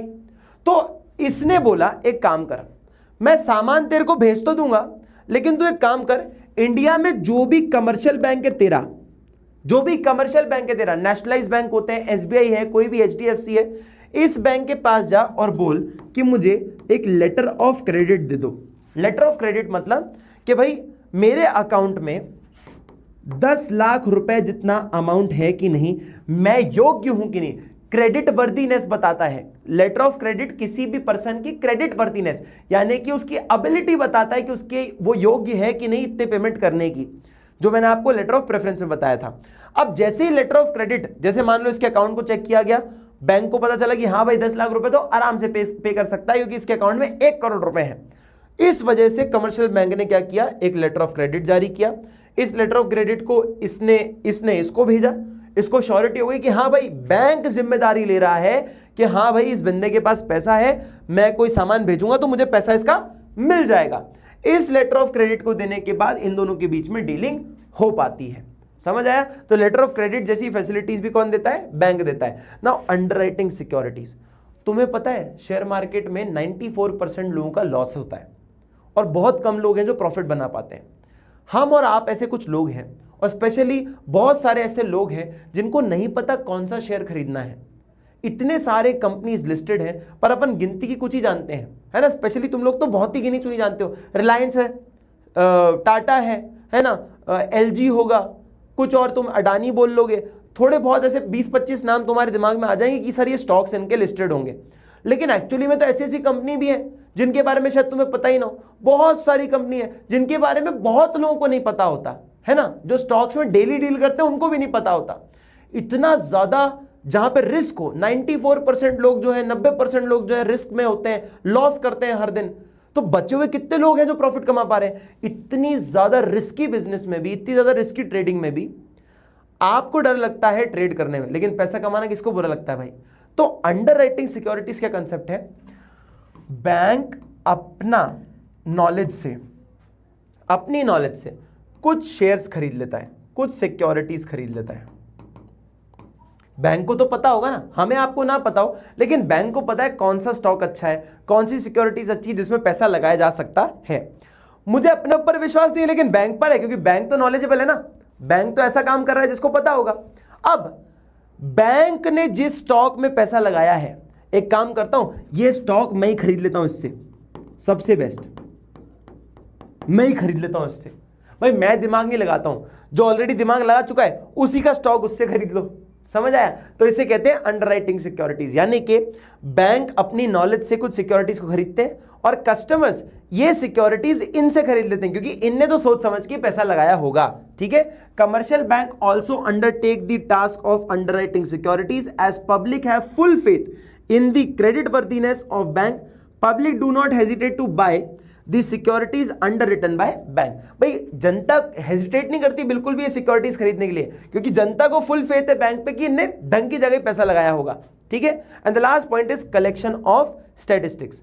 Banks collect and publish statistics related to trade, commerce, industry, hence they advise customer on financial matters. Bank बेटा बहुत सारे डेटा लाता है, बहुत सारे डेटास को अंडरस्टैंड करता है और पब्लिश भी करता है कि बैंकिंग हैबिट्स कैसी हैं, कैसे फाइनेंशियली आप ज़्यादा ग्रो कर सकते हो, कैसे अपने पैसे को बढ़ा सकते हो, कैसे अपना पैसे बचा सकते हो। ये सारी नॉलेज और आपको एडवाइस भी बैंक देता है। तो बैंक सिर्फ अब लोन एक्सेप्ट डिपॉजिट एक्सेप्ट और लोन दे नहीं रहा है, उसके अलावा बहुत सारे काम कर रहा है जो कि मैंने आपको यहां पर बताया। ठीक है बेटा, फटाक से इसका स्क्रीनशॉट ले लो, फिर आगे बढ़ते हैं। चलिए बेटा ले लिया स्क्रीनशॉट। अब एक ऐसा कंसेप्ट पढ़ते हैं जो कि आपके बोर्ड के लिए बहुत ज्यादा इंपॉर्टेंट है। मान लो कि ये आ ही गया आपके बोर्ड में, और दूसरी चीज इसको पढ़ने के बाद आपको फील होगा बैंक कितना पैसा बनाता है भाई, पैसे से पैसा बनाता रहता है। इस कंसेप्ट को जरा सीखते हैं, और इसको कहते क्या है, मनी क्रिएशन या क्रेडिट क्रिएशन। पैसा कैसे क्रिएट हो रहा है इसको बताता है, और क्रेडिट यानी कि लोन्स कैसे क्रिएट होते हैं इसको भी बताता है। तो जरा इसको समझते हैं। Through this process, the money creation, commercial banks are able to create credit which is far excess of the initial or primary deposit. जितना पैसा आया था उससे कई गुना पैसा आपने बना लिया। मतलब बैंक के पास जितने डिपॉजिट्स आए थे, जितने लोगों ने पैसा जमा कराए थे, उससे कई ज्यादा आपने पैसा यहां पर बना लिया है। दूसरी चीज, जब भी पैसा डिपॉजिट होता है बैंक के अंदर, तो आपको कुछ उसमें से हिस्सा अलग से निकाल कर रखना पड़ता है as a form of security. और ये आरबीआई द्वारा रूल है, बताया गया है कि आप सारा पैसा लोन पर नहीं दे सकते, कुछ पैसा आपको सिक्योरिटी के नाम पर अलग हटाकर रखना पड़ेगा कि कल को कोई पैसा जिसने दिया है बैंक में वो मांगने आ गया तो आपके पास हुआ ही नहीं तो क्या करोगे। तो रिजर्व्स आपके पास सिक्योरिटी के लिए होने चाहिए। तो आरबीआई द्वारा क्या बोला गया है, द लीगल रिजर्व रेशियोज, या इसको हम रिजर्व डिपॉजिट रेशियो कह लें या रिजर्व रेशियो कह लें, is fixed by the central bank. Banks do not keep 100% reserves against the deposit. कि भैया बैंक जो है पूरा पैसा लोन पर नहीं देता है, कुछ उसमें से हिस्सा अलग हटाकर रखता है, बचा हुआ पैसा वो लोन पे दे सकता है। अब इस पूरे कंसेप्ट को पढ़ने के लिए हमें दो चीज अजम्पशन करनी पड़ेंगी। देखो आपको पता है इकोनॉमिक्स में हर चीज अपन को मान के चलनी पड़ती है। अगर हम अज्यूम नहीं करेंगे ना तो हम कोई कंसेप्ट सीख नहीं पाएंगे। तो यहां पर दो असम्पशन क्या है। पहला असम्पशन कि जितने भी बैंक्स हैं, ये पंजाब नेशनल बैंक हो गया, एसबीआई हो गया, एचडीएफसी हो गया, यस बैंक हो गया, ये सब एक ही बैंक है, ये आपको मानकर चलना पड़ेगा। एक सिंगल यूनिट है, बैंक्स नहीं है, ये सब मिलाकर एक बैंक है, ये मान लो। ठीक है। The entire banking system is considered as single a unit and termed as bank. ये बैंक्स नहीं, सिर्फ एक बैंक है, ऐसा मान लो। पहला असम्पशन। दूसरा असम्पशन, जितना भी इकोनॉमी में पेमेंट हो रहा है या पेमेंट रिसीव हो रहा है, ये बैंक के थ्रू हो रहा है, कैश में कुछ नहीं हो रहा, ये मानकर चलना पड़ेगा। क्या मानकर चलना पड़ेगा? पहली चीज, पूरे दुनिया में जितने भी बैंक है, पूरी इकोनॉमी में जितने भी बैंक है, वो सिर्फ एक ही बैंक है, बहुत सारे बैंक नहीं है। और दूसरी चीज ये मान के चलनी पड़ेगी, जो भी पेमेंट हो रहा है और जो भी पेमेंट रिसीव हो रहा है, ये सब बैंक के थ्रू हो रहा है, कैश और दूसरी किसी चीज के बदले में नहीं हो रहा। All transactions in the economy are to be done by through bank. Bank के थ्रू होना चाहिए सब। ठीक है। अब होता क्या है, जरा ध्यान से सुनिएगा। देखो बेटा, एक व्यक्ति आता है और वो पैसा जमा कराता है बैंक के अंदर। मान लो इसने पैसा डाला 1000 रुपए, 1000 रुपए डिपॉजिट कर दिया। ठीक है, 1000 रुपए डिपॉजिट कर दिया। अब मैंने आपको बोला था कि जितना भी पैसा आएगा बैंक को उसमें क्या करना पड़ेगा, रिजर्व निकालना पड़ेगा। मान लो 200 रुपए के रिजर्व निकाल दिए, जिसे हम LRR कहते हैं। आरबीआई ने बोला है कि जो भी डिपॉजिट होगा उसमें से कुछ पैसा आप निकालकर सिक्योरिटी के लिए अलग से रखोगे। तो LRR मान लो 20% था, रेट था उसका 20%, तो 1000 का 20% कितना हुआ 200। तो 200 आपने सिक्योरिटी के नाम पर अलग से निकाल के रख लिए। अब जो बैंक के पास ये बचे 800 ना, इस 800 को क्या करेगा, ये 800 किसी नीडी व्यक्ति को, जो नीड में होगा, मान लो कोई व्यक्ति है जिसको बहुत पैसे की जरूरत थी, तो इसको as a form of loan दे देगा 800 रुपए, है ना। ये इसको बैंक दे देगा 800 रुपए और बदले में से ब्याज लेगा, है ना। अब देखो होता क्या है ना, सिक्योरिटी क्यों रखी हुई है, अब जिसने 1000 रुपए रखे हैं वो कहीं ना कभी तो आएगा पैसा लेने के लिए, और पूरा एकदम पैसा नहीं लेता है, कभी कभार छोटे छोटे पैसे लेके जाता है। जैसे हम ये मान के चलते हैं, इकोनॉमी में कभी भी पैसा आप तुरंत मांगने नहीं जाते बैंक के पास, छोटे छोटे अमाउंट्स लेने जाते हो। पेमेंट हमेशा लमसम आती है, निकाले थोड़े थोड़े अमाउंट में जाते हैं। जैसे सैलरी हमेशा आपकी फुल आती है, पर आप निकालते पूरे महीने में थोड़ा थोड़ा थोड़ा थोड़ा थोड़ा करके निकालते हो, है ना। इसलिए 200 रुपए आपने सिक्योरिटी के फॉर्म में रख चुके हैं ना। 800 रुपए आपने इसको दे दिए। जब भी आप इसको लोन दे रहे हो तो ये कैसे देते हैं, कैश में देते हो क्या, नहीं, आप इसके खाते में डिपॉजिट कर देते हो। तो at the end of the day ये भी तो डिपॉजिट ही हो रहा है। बोलो हाँ या ना, बोलो हाँ या ना। क्योंकि लोन आपने दिया, लेकिन दिया कहां पे, दिया तो बैंक के अंदर ही ना, और बैंक में भी डिपॉजिट हुआ। ये भी कहीं पेमेंट करेगा इस 800 रुपए की, लोन लिया क्यों, क्योंकि पेमेंट करनी होगी। पेमेंट भी अगर होगी तो वो भी बैंक में ही जाने वाली है, तो लेकर तो डिपॉजिट होंगे ना 800 रुपए वापस। तो 1000 रुपए डिपॉजिट हुए, उसी 1000 रुपए से 800 रुपए और डिपॉजिट हो गए, यानी कि 1800 रुपए डिपॉजिट हो गए। देख रहे हो पैसा बनता जा रहा है। अब मैं आपको इस पूरे चार्ट से बताता हूं। आपके लीगल रिजर्व रेशियो 20% थे, ठीक है। डिपॉजिट पहली बार हुआ 1000 रुपए, 1000 रुपए में से आपने 20% निकाल लिया as a form of reserve security के लिए। बचे कितने, 1000 में से 200 रुपए चले गए, 20% बचा 800। 800 क्या किया आपने, लोन पर दे दिया, ठीक है। अब लोन वाले व्यक्ति ने जो 800 रुपए रखे होंगे, ये कहीं ना कहीं पेमेंट करी होगी। पेमेंट अगर हुई होगी तो वो भी तो कहीं डिपॉजिट बैंक में ही हुआ होगा ना। हमने ये बोला सारे ट्रांजैक्शन बैंक के थ्रू हो रहे हैं, तो जब ये पेमेंट कर रहा होगा तो किसी ना किसी खाते में बैंक में पैसा जा रहा होगा, उसके अकाउंट में क्या हो रहे होंगे, डिपॉजिट। तो जितना लोन है ये वापस क्या बन जाता है, डिपॉजिट बन जाता है ना। और आपने क्या समझा है, डिपॉजिट होगा तो 20% रिजर्व मानेंगे, तो 20% कितना होगा 800 का 160। 160 आप क्या करोगे, रिजर्व के लिए, सिक्योरिटी के लिए निकाल दोगे। बचा कितना, 800 में से 160 निकालने के बाद 640। 640 क्या करोगे, फिर से लोन पे दे दो, फिर से लोन पे दे दो। अब इसने लोन लिया, किसी व्यक्ति ने लोन लिया होगा, इस लोन को पेमेंट किया होगा, किसी न किसी के अकाउंट में पैसा डाला होगा। जैसे अकाउंट में पैसा डाला फिर क्या हुआ, डिपॉजिट हो गया, फिर क्या हुआ, डिपॉजिट हो गया। अब इसमें डिपॉजिट हुआ, हमें पता है रूल, डिपॉजिट होने पर 20% अलग निकाल के रखते हैं। इसका 20% निकाला 128, बचा कितना 128 माइनस करने के बाद 512 आपने लोन पे दे दिया। अब ये 512 क्या होना चाहिए, तुम्हें पता है नेक्स्ट स्टेप, सर ये भी किसी को लोन पे जाएगा, लोन वाले व्यक्ति के पास जब पैसा आएगा तो वो पेमेंट करेगा, और जहां भी पेमेंट करेगा वो डिपॉजिट हो जाएगा उसके खाते में। डिपॉजिट होगा तो वापस इस डिपॉजिट के कॉलम में आ जाएगा, मतलब ये 512 हमारे पास डिपॉजिट हो जाएगा। फिर हम इसका 20% निकालेंगे, जो बचा वो लोन पर देंगे, फिर इसका लोन का अमाउंट जो है यहाँ पर डिपॉजिट हो जाएगा, फिर 20% निकालेंगे, फिर बचा वो लोन पे दे देंगे, फिर यहाँ पर क्या होगा, आप डिपॉजिट हो जाएगा, फिर उसके बाद आप 20% निकालोगे, फिर आप लोन पे चढ़ा दोगे। ये प्रोसेस चलता रहेगा। सर कब खत्म होगा, मैं बताता हूँ। जब आपका इनिशियल डिपॉजिट बराबर हो जाए आपके रिजर्व के टोटल के, यानी कि जब आपका LRR का जो रिजर्व है ये 200 प्लस 160 प्लस 128 प्लस ऐसे करते करते करते करते जब आपका टोटल 1000 हो जाए, यानी कि पहली बार जब डिपॉजिट हुआ था तो 1000 रुपए हुआ था, तो हमने 1000 रुपए के बराबर सिक्योरिटी बना ली है। पहली बार जो 1000 रुपए डिपॉजिट हुआ था उस 1000 रुपए के बराबर हमने यहां पे सिक्योरिटी बना ली। सर सिक्योरिटी बना ली, तो जब इनिशियल डिपॉजिट के बराबर आपने सिक्योरिटी बना ली, लीगल रिजर्व रिक्वायरमेंट्स बढ़ा लिया है, तो अब आप इस प्रोसेस को बंद कर दोगे। लेकिन एक चीज आपको देखने को मिलेगी, जब आप डिपॉजिट्स का टोटल करोगे तो वो हो जाएगा 5000।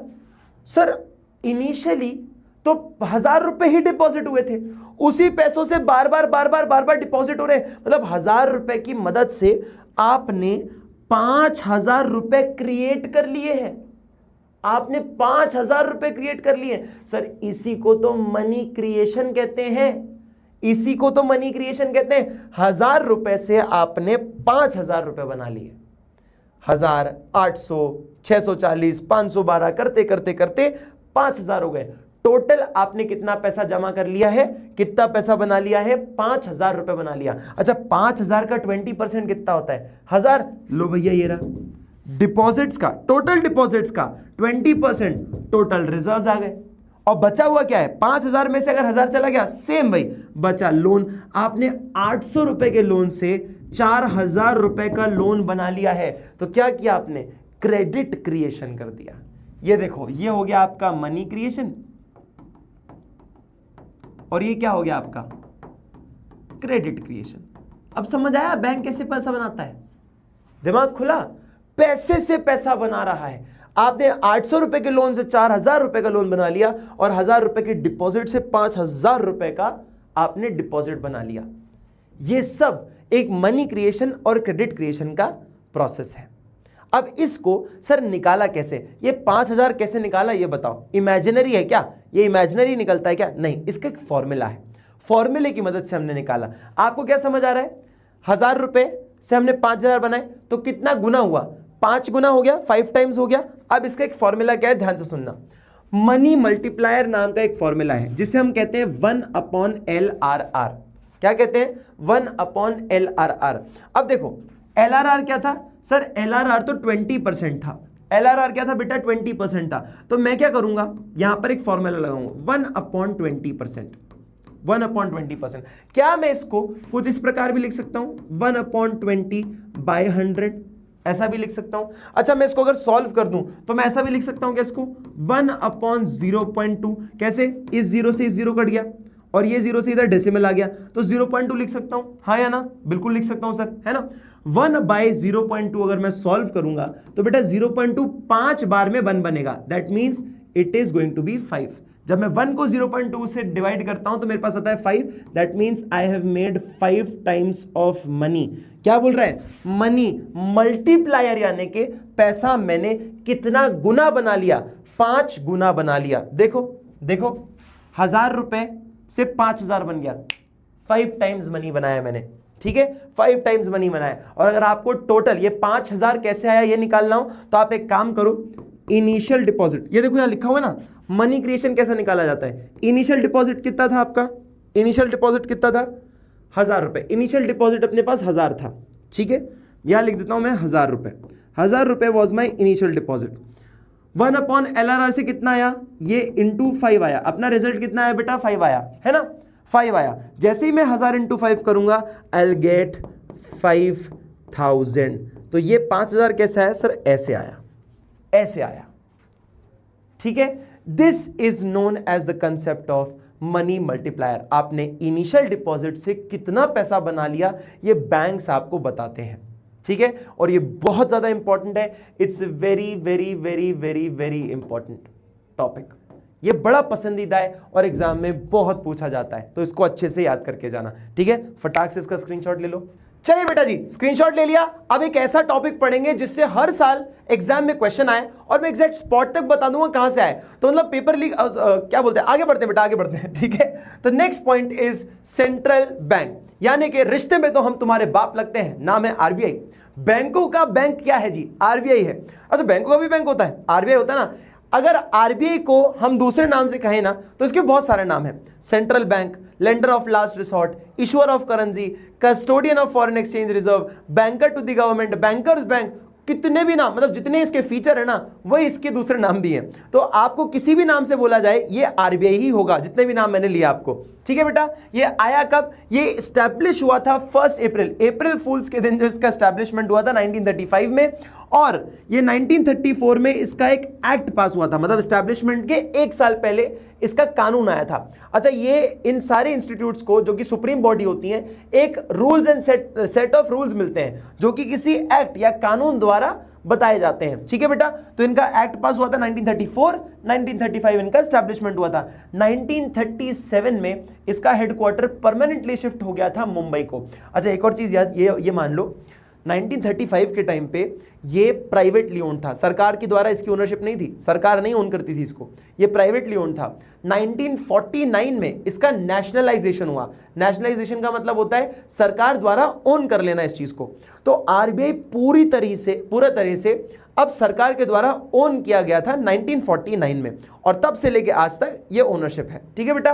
Now what is this central bank? Central bank is the apex body that controls, operates, regulate and direct the entire banking and monetary structure of the country.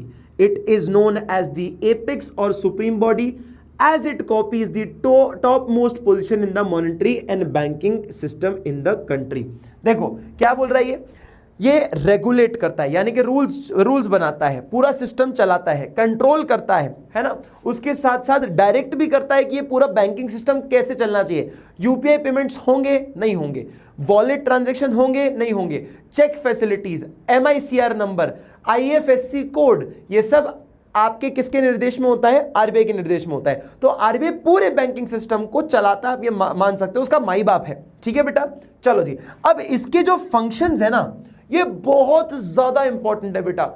इसमें से मैं आपको एग्जैक्टली बताऊं तो ये जो कंट्रोलर ऑफ मनी सप्लाई है ना, इससे हमेशा क्वेश्चन आता है, रेपो रेट से हमेशा क्वेश्चन आता है, रिवर्स रेपो रेट से हमेशा क्वेश्चन आता है। ये तीन जो ऑप्शन आपको और दिख रहे हैं, marginal requirements, legal reserve ratio, open market, selective credit control, question आते ही आते हैं। अब ये मान के ही चलो। तो इन पॉइंट्स को ध्यान से सुनिएगा जब मैं आपको बताऊं, और ये ऐसे बताऊंगा कि आपको जीवन में कभी कंफ्यूजन नहीं होगा कि होते क्या है। हमने सुना बहुत बार है लेकिन क्लैरिटी कभी नहीं आई। मैं आपको ऐसे समझाऊंगा कि हर बार क्लैरिटी आएगी आपको। ठीक है, ये कुछ फीचर्स हैं। शुरुआत करते हैं करेंसी अथॉरिटी ऑफ और बैंक ऑफ इशू। ठीक है, अब देखो इस नोट को देखो एक बार। करेंसी कौन छापता है हमारे देश में? आरबीआई छापता है। इसका प्रूफ क्या है? ये कॉटन का जो वेस्ट है ना, कॉटन का जो वेस्ट होता है बेटा, उससे पेपर बनाया जाता है ना, उससे पेपर बनाया जाता है। अब इस पेपर की तो क्या वैल्यू है? कागज की वैल्यू कुछ नहीं है, पर इस पे जब ये ठप्पा लग जाता है ना आरबीआई का जब इस पे ठप्पा लगता है और गवर्नर के साइन होते हैं, और इस साइन के ऊपर लिखा होता है I promise to pay the bearer the sum of 100 rupees. यानी कि आरबीआई आपको प्रॉमिस कर रहा है कि कल को अगर ये कागज का टुकड़ा मान लिया जाएगा, ये नोट नहीं माना जाएगा, कागज का टुकड़ा मान लिया जाएगा। जैसे कि हमारे डिमोनेटाइजेशन में 500 और 1000 के नोटों को कागज का टुकड़ा मान लिया गया था। ये आरबीआई ने बोला था कि भैया आज से कागज का टुकड़ा है, एक्सेप्टेबल नहीं है, करेंसी नहीं है अब से। तो इतने लोगों ने क्या किया था? नाली में फेंक दिया। कैसे फेंका था? ऐसे गिर जाएगा तो आप ऐसे से पूजा करोगे, लेकिन लोगों ने तो नाली में फेंक दिया क्योंकि वो कागज का टुकड़ा ही रह गया। इसका जो वैलिडिटी है वो आरबीआई की सील, ठप्पे से, गवर्नर के साइन और इस नोट से आती है, और बहुत सारे इसमें पॉइंट्स होते हैं जिससे इसको वैलिडिटी मिलती है। और ये कौन छापता है? ये छापता है आरबीआई। अब बहुत बार तुम्हारे दिमाग में दिमाग में तुम्हारे सवाल आता होगा, सर आरबीआई को थोड़ा दिलदान बन जाना चाहिए, थोड़ा सा ना दिल बड़ा रखना चाहिए, और इतने नोट छाप देने चाहिए, इतने नोट छाप देने चाहिए, इतने नोट छाप देने चाहिए कि देश की सारी गरीबी मिट जाए।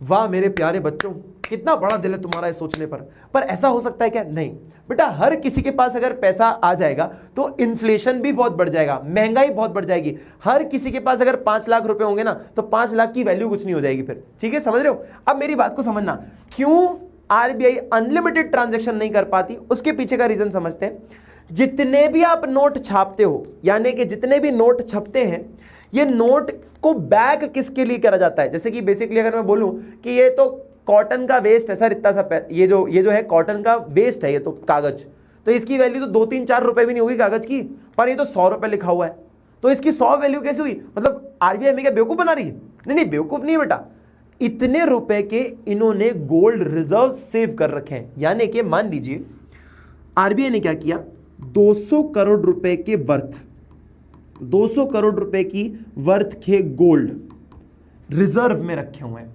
किस में रखे हुए बेटा?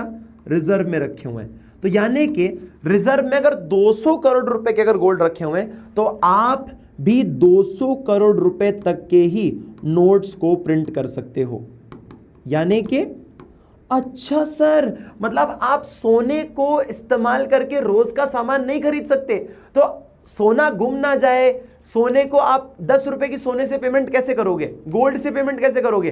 तो आप ये पेपर पे करेंसी छाप के और ट्रांजैक्शंस करते हो। हाँ, कल को अगर ये कागज का टुकड़ा हो गया ना, अगर मान लो आरबीआई ने बोला कि कागज का टुकड़ा है, तो इसको ले जाना आरबीआई के पास और बोलना 100 रुपए का गोल्ड दे दे जो तुमने सेव करके रखा हुआ है यहाँ पे। तो जितने भी नोट छपे हैं वो backed by these gold reserves हैं, या और ऐसे कुछ रिजर्व्स हैं जिनके द्वारा इसकी बैकिंग होती है। ठीक है बेटा, समझ आया? So assets usually consist of gold coins, gold bullions, foreign securities and domestic government local currency securities. इन सब के द्वारा जितने इनके पास एसेट होंगे, मान लो 1000 करोड़ के एसेट है तो 1000 करोड़ की नोट छाप सकते हैं। आरबीआई कौन कौन से नोट छापता है?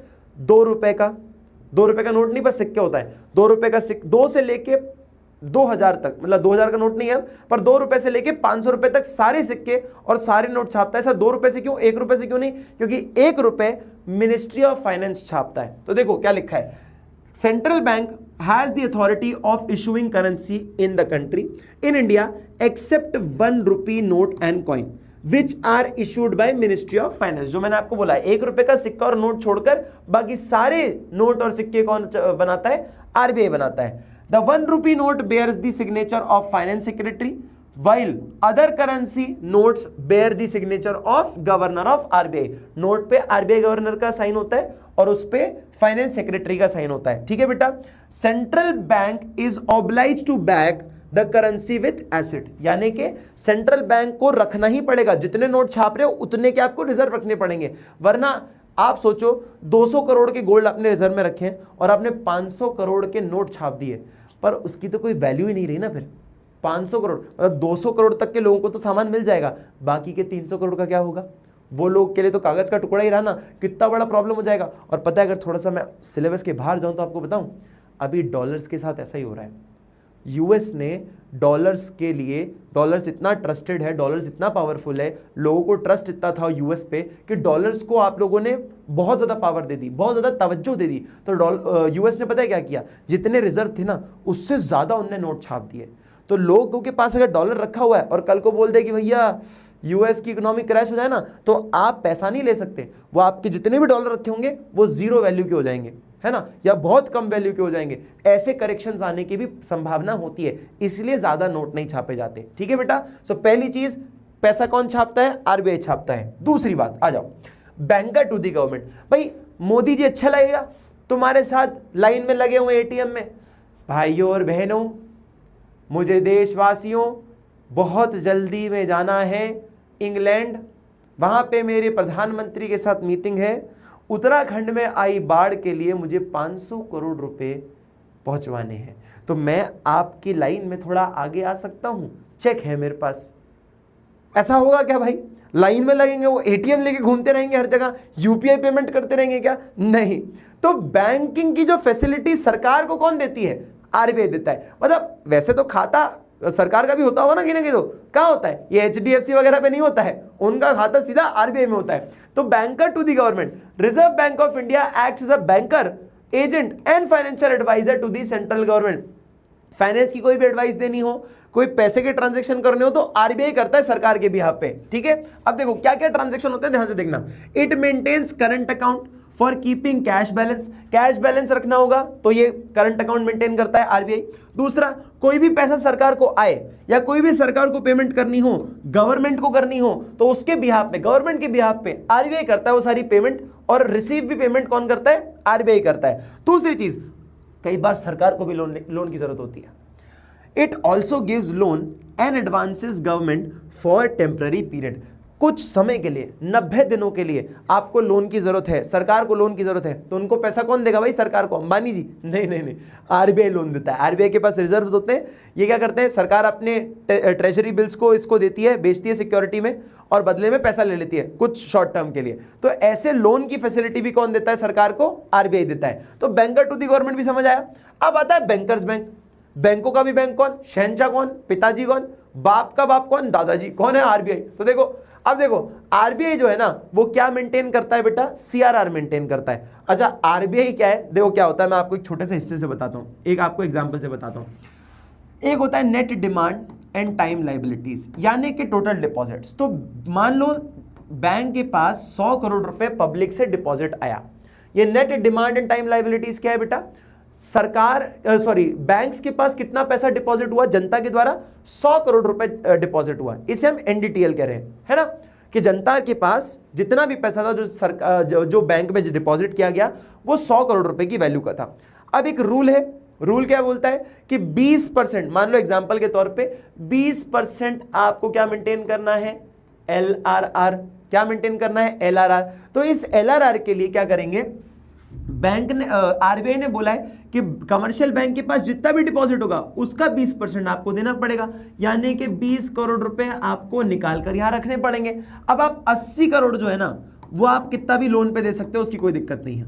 80 करोड़ रुपए आप कितने भी लोन पे दे सकते हो, कोई दिक्कत नहीं है। लेकिन इस 20 करोड़ में भी ना जो लीगल रिजर्व रेशियोज होते हैं, इस 20 करोड़ में भी दो हिस्से बंटते हैं। ये दो हिस्से कौन कौन से होते हैं?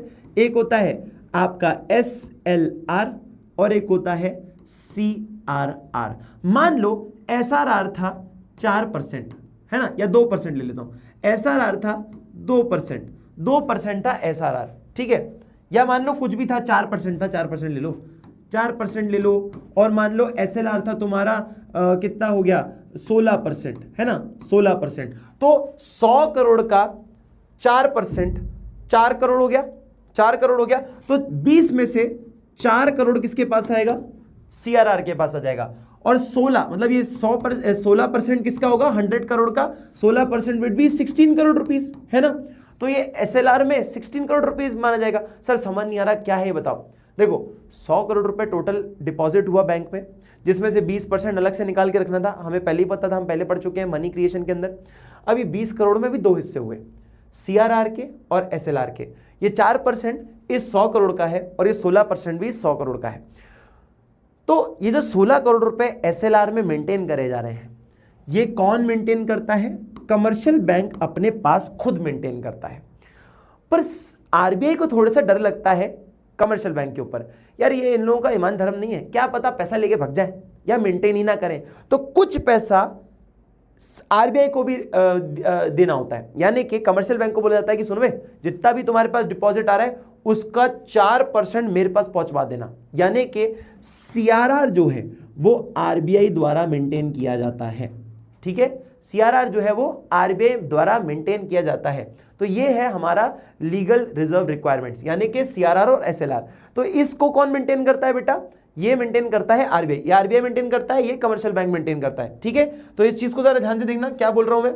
बैंकर्स बैंक एंड सुपरवाइजर, यहां क्या कर रहा है? बैंकर बैंक देखो सबसे पहले क्या कर रहा है? Custodian of cash reserve.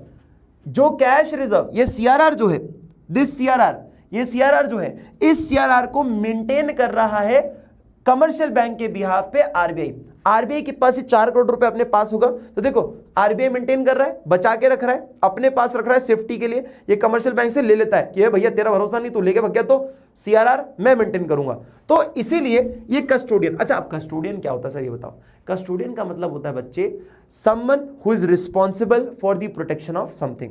एक व्यक्ति को जब आप जिम्मेदारी देते हो किसी चीज को बचाने की या प्रोटेक्ट करने की, उसे हम कस्टोडियन कहते हैं। तो कैश रिजर्व्स को कौन मेंटेन करता है? सीआरआर को कौन मेंटेन करता है? किसको प्रोटेक्ट करने की जिम्मेदारी दी गई है? आरबीआई को। तो देखो आरबीआई प्रोटेक्ट कर रहा है ना सीआरआर को, यही हो रहा है। तो कस्टोडियन ऑफ कैश रिजर्व कौन है? आरबीआई। दूसरा, lender of last resort, you are the last hope. जब कमर्शियल बैंक हर किसी के माथे जोड़ जोड़ के भाई पैसा दे दो, पैसा दे दो, पैसा दे दो, पैसा दे दो करके सबके दरवाजे हुआ था और कोई पैसा नहीं देता, तो लास्ट व्यक्ति जिसके पास होप होती है कि यहां से पैसा मिल जाएगा, वो कौन है? आरबीआई। आरबीआई से पैसा मिल जाएगा, इसीलिए उसको लेंडर ऑफ लास्ट रिसोर्ट कहा गया है। लेंडर यानी कि जो पैसा दे दे, और लास्ट रिसोर्ट मतलब आखिरी उम्मीद। ठीक है बेटा, समझ आया। And the last point is, in this point, clearing houses. RBI के पास सबका पैसा होता है, सबका हिसाब किताब होता है। तो मान लो बैंकों को बीच में आपस में कोई सेटलमेंट करना हो तो उनके अंदर क्रेडिट और डेबिट एंट्रीज करके ये हिसाब क्लियर कर देता है सबका, है ना, कि लड़ाई झगड़ा ना हो। तो भैया हिसाब बराबर कर दिया इनने। आरबीआई जो है ना क्लियरिंग हाउस चलाता है, जिससे वो सबके जो बैलेंसेस होता है, सेटलमेंट होता है, उनको आराम से कर देता है डेबिट और क्रेडिट एंट्रीज करके। ठीक है बेटा, समझ आया? फटाक से इसका स्क्रीनशॉट ले लो। चलो जी बेटा, स्क्रीनशॉट ले लिया। अब एक और बहुत इंपॉर्टेंट पॉइंट समझते हैं, जो कि है custodian of foreign exchange reserve. अब तुम्हें बाहर से अगर कोई सामान बुलवाना है तो कैसे पेमेंट करोगे? डॉलर में करोगे ना, और डॉलर पेमेंट करने के लिए होना भी तो चाहिए। तो हमने हमारे देश में फॉरेन करेंसीज को मेंटेन करने की जिम्मेदारी किसको दे दी? हमने आरबीआई को दे दी है। तो आपने जब इंडियन इकोनॉमिक डेवलपमेंट पढ़ा होगा, आपको याद होगा जब हमारे पास 1990 में 1990 में एलपीजी आने से पहले इकोनॉमिक क्राइसिस हुए थे, आर्थिक स्थिति खराब हुई थी हमारी, तब उस टाइम पर हुआ क्या था, हमारे पास मात्र 15 दिन के इंपोर्ट्स करने के पैसे थे, फॉरेन रिजर्व्स थे, यानी कि 15 दिन तक का आप सामान बुला सकते हैं, सिर्फ इतने ही हमारे पास पैसे थे। तो हमने फिर वर्ल्ड बैंक और इंटरनेशनल मॉनेटरी फंड से लोन लिया था, आपको याद होगा। तो किसी भी देश के लिए फॉरेन रिजर्व्स होना बहुत ही इंपॉर्टेंट बात माना जाता है। अब मेरी बात को ध्यान से सुनो, हमारे देश में जब भी पेमेंट्स होंगे तो फॉरेन रिजर्व्स की जरूरत पड़ेगी, और उसको संभालने की जिम्मेदारी हमने किसको दे दी, हमने दे दी है भैया किसको, आरबीआई को। तो कस्टोडियन का जो मैंने तुम्हें मतलब अभी बताया था, when someone is responsible for the protection of something, तो someone कौन है, आरबीआई। तो RBI is responsible for the protection of something, यानी कि फॉरेन रिजर्व्स। फॉरेन रिजर्व्स को मेंटेन करने की जिम्मेदारी किसके पास है, आरबीआई के पास है। भैया अगली बार आर्थिक स्थिति नहीं होनी चाहिए खराब हमारी, हमारा सब बढ़िया चलना चाहिए इकोनॉमी में, तुम जिम्मेदारी ले लो इसकी।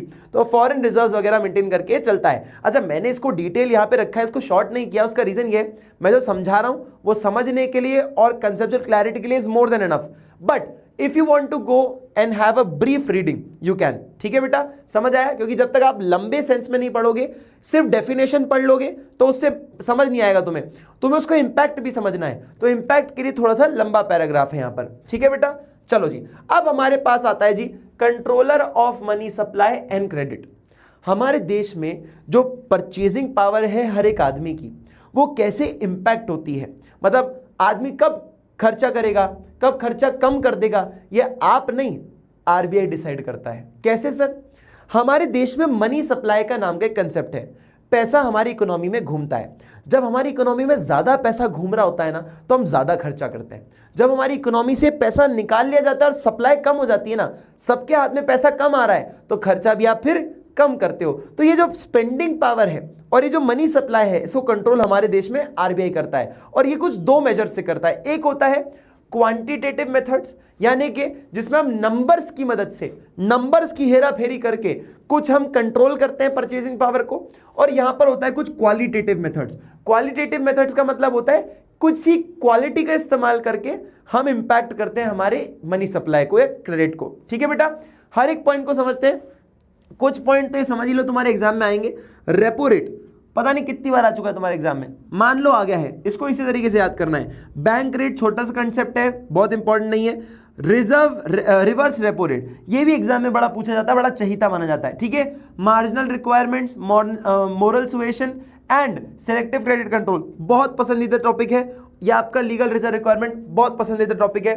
एक एक करके सबको समझते हैं, कंसेप्ट के साथ समझाऊंगा, हर एक चीज समझ आएगी। ठीक है, अब देखो सबसे पहला पॉइंट आता है रेपो रेट। क्या है ये, समझने की कोशिश करना बेटा। कमर्शियल बैंक जो होता है ना, इसको कई बार पैसे की जरूरत पड़ती है, तो ये पैसा मांगने किसके पास जाएगा, आरबीआई के पास जाएगा।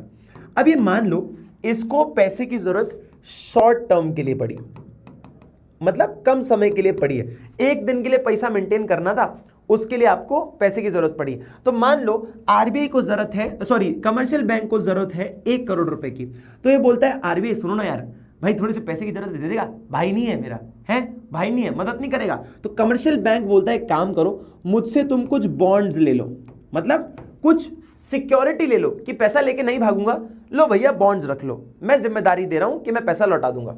आरबीआई सिक्योरिटी के बदले में क्या देता है, 1 करोड़ रुपए पैसे दे देगा कि चल भाई ले, लोन ले तू, है ना, ले भैया तू भी क्या याद रखेगा, ले भाई लोन ले ले, है ना, लोन ले ले, चल पैसा रख ले। अब जैसे कमर्शियल बैंक की जरूरत पूरी हो जाती है, इसकी जिम्मेदारी बनती है पैसा लौटाने की। तो क्या किया, 1 करोड़ रुपए लोन तो दिया ही दिया, प्लस थोड़ा सा ब्याज भी दे दिया। मान लो 4% आपने इंटरेस्ट दे दिया। ये जो आपने इंटरेस्ट दिया है ना, ये जो आपने ब्याज दिया है 1 करोड़ रुपए पे, इसे हम रेपो रेट कहते हैं। अच्छा सर, मतलब कमर्शियल बैंक जो ब्याज देता है आरबीआई को लोन के बदले, उसे हम रेपो रेट कहते हैं। हाँ बेटा, तो कमर्शियल बैंक जो इंटरेस्ट पे कर रहा है आरबीआई को, उसे हम रेपो रेट कहते हैं। जैसे आपने पैसा और इंटरेस्ट के साथ सब कुछ लौटा दिया, आरबीआई क्या करेगा, आरबीआई आपको आपके बॉन्ड्स वापस कर देगा। तो इसको क्या कहा जाता है बेटा, रीपरचेजिंग टर्म कहा जाता है, रीपरचेजिंग टर्म।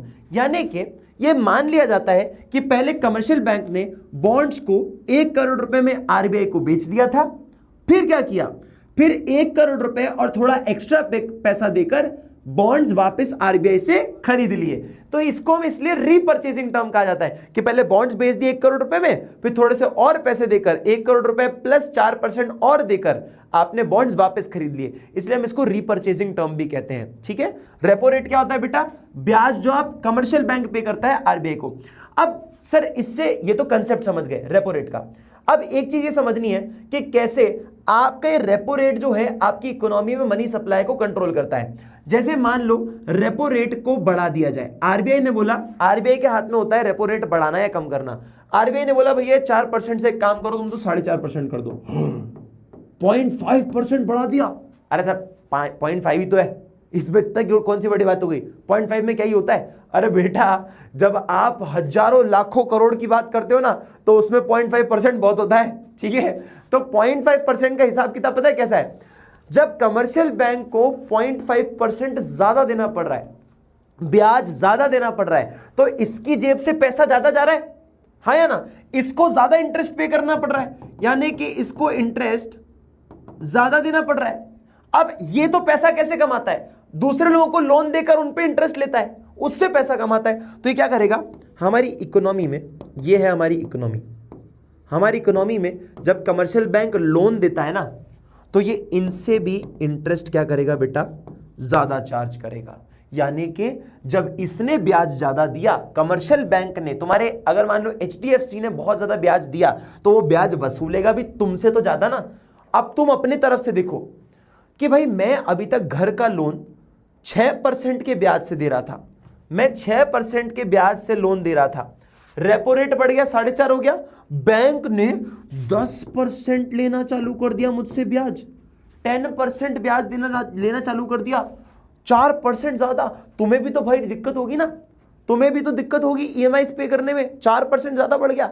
अब हुआ क्या इस वजह से, तुम्हें पता चला। अब तुम मुझे एक बात बताओ, तुम लोन लोगे कि नहीं लोगे, क्या कहता है तुम, क्या कहता है तुम्हारा जनरल दिमाग, ऑब्वियस सी बात है सर लोन नहीं लेंगे, ज्यादा ब्याज तो हमें नहीं पे करना। क्या हुआ, क्या हुआ, क्रेडिट कंट्रोल किया, हुआ कि नहीं हुआ, तुम्हारी स्पेंडिंग पावर को इंपैक्ट किया। सिर्फ एक इंटरेस्ट बढ़ा के आरबीआई ने ये रेपो रेट 0.5% बढ़ा के तुम्हारी स्पेंडिंग पावर चेंज कर दी।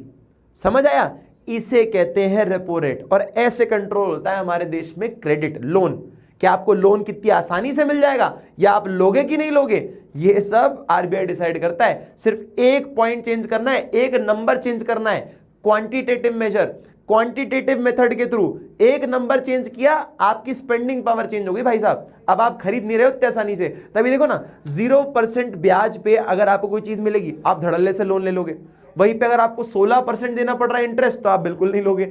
यही चीज होती है आरबीआई के साथ, आरबीआई ऐसे कंट्रोल करता है। So this is repo rate. Repo rate क्या है बेटा, रेपो रेट क्या है, repo rate is the rate at which central bank of a country RBI lends, RBI loan देता है money to commercial bank to meet their short term needs. कम समय की जो जरूरत होती है, शॉर्ट टर्म, कहां गया मेरा वो चार्ट, हाँ, शॉर्ट टर्म जरूरतों को पूरा करने के लिए जो है आरबीआई रेपो रेट के थ्रू लोन देता है कमर्शियल बैंक को।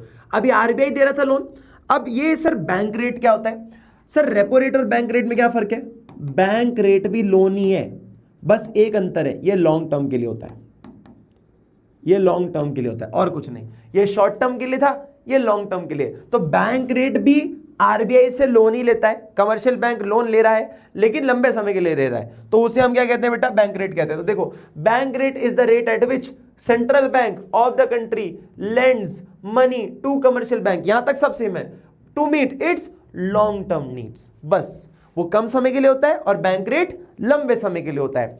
अब इसी का उल्टा वर्जन समझो, रिवर्स रेपो रेट। सर इस केस में क्या होता है, इस केस में जरूरत सिर्फ कमर्शियल बैंक को थोड़ी होती है, कई बार आरबीआई को भी जरूरत होती है। तो क्या होता है बेटा, मान लो आरबीआई के पास जरूरत है या कमर्शियल बैंक के पास एक्स्ट्रा पैसा पड़ा हुआ है। अब जैसे तुम्हारे पास जब पैसा ज्यादा आता है, तुम्हारे मम्मी पापा के पास पैसा ज्यादा आता है तो क्या करते हैं, एफडी करा देते हैं, उनको ब्याज मिलता है उस पर। कमर्शियल बैंक को भी लगा एक काम करते हैं भाई, एफडी करा लेते हैं, मस्त बढ़िया है ना, मस्त बढ़िया एफडी करा लेते हैं। या तो ऐसा सोच लिया, या फिर आरबीआई को पैसे की जरूरत थी तो आरबीआई ने बोला एक काम करना भाई, तू भी मेरा भाई है कि नहीं? लास्ट टाइम भूल गया था, मैंने पैसे दिए थे तेरे को, मेरे को भी जरूरत पड़ रही है, देगा नहीं क्या पैसे?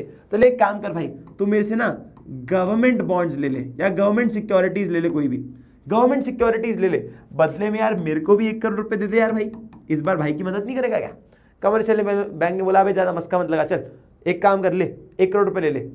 जैसे 1 करोड़ रुपए लिया, बदले में क्या दिया भैया? पैसे की सारी व्यवस्था हो गई।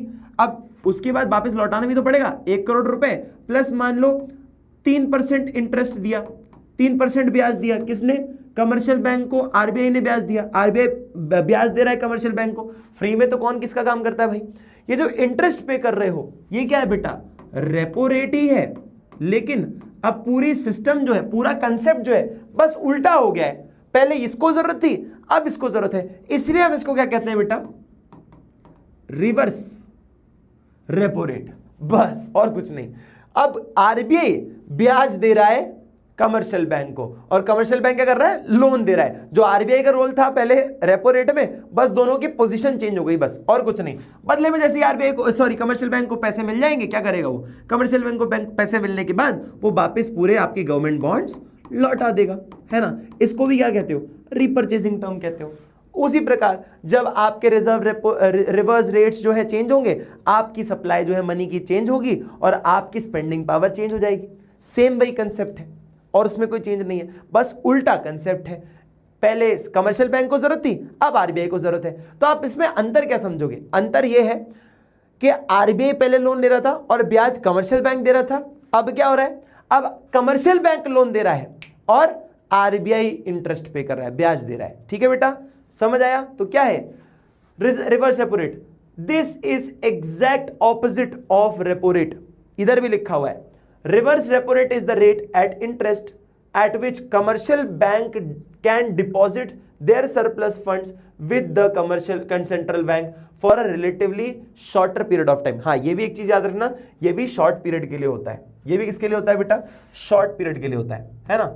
शॉर्ट पीरियड के लिए होता है। देखो मैंने क्या बोला था भाई, जरूरत पड़ गई तो भी लोन दे सकता है, और अगर सरप्लस पैसा है, मान लो ज्यादा पैसा आ गया, एफडी कराने का मन किया है, तो कमर्शियल बैंक किसके पास एफडी कराएगा? आरबीआई के पास करवा लेगा और बदले में ब्याज ले लेगा।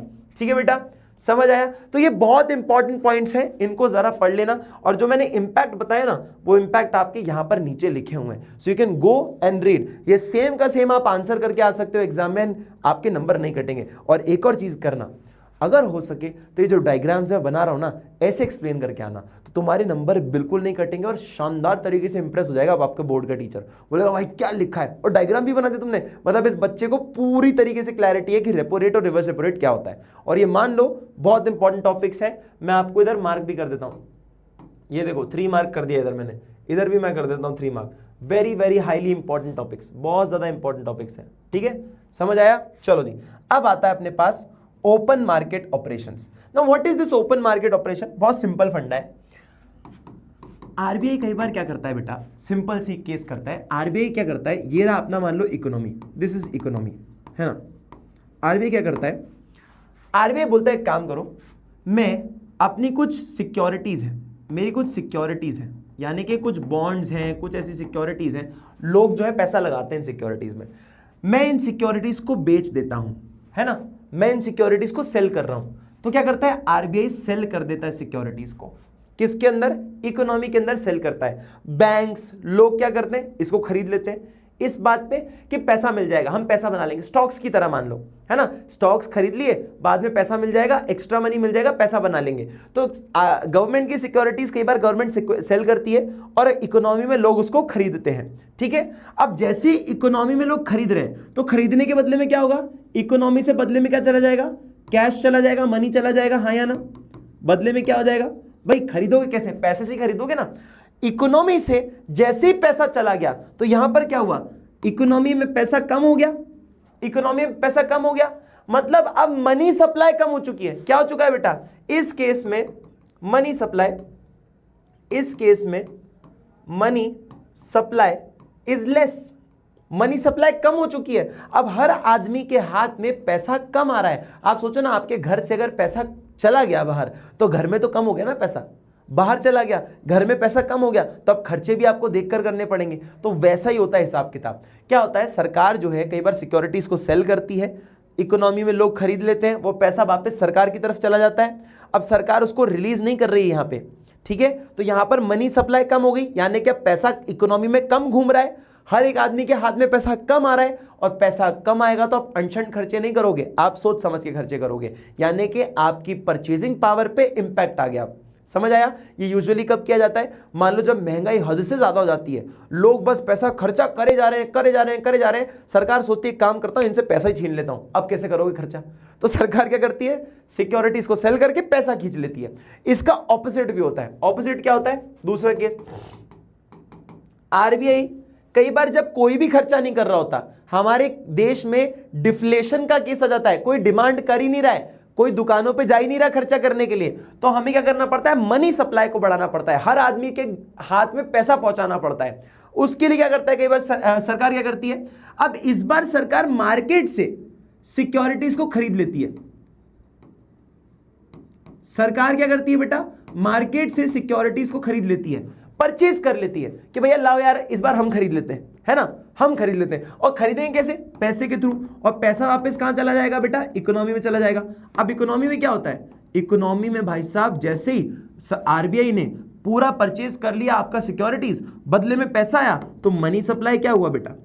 मनी सप्लाई बढ़ जाती है, मनी सप्लाई बढ़ जाती है, हर आदमी के हाथ में पैसा आना चालू हो जाता है। हर आदमी के हाथ में पैसा आना चालू होगा, खर्चे बढ़ जाएंगे, देश में जो डिमांड नहीं बन रही थी अब डिमांड भी बढ़ने लग जाएगी। तो ऐसे आपके इन मेजर्स के थ्रू सरकार आपकी स्पेंडिंग हैबिट्स को डेली लाइफ में इंपैक्ट करती है और आपको पता भी नहीं चलता ये चीज।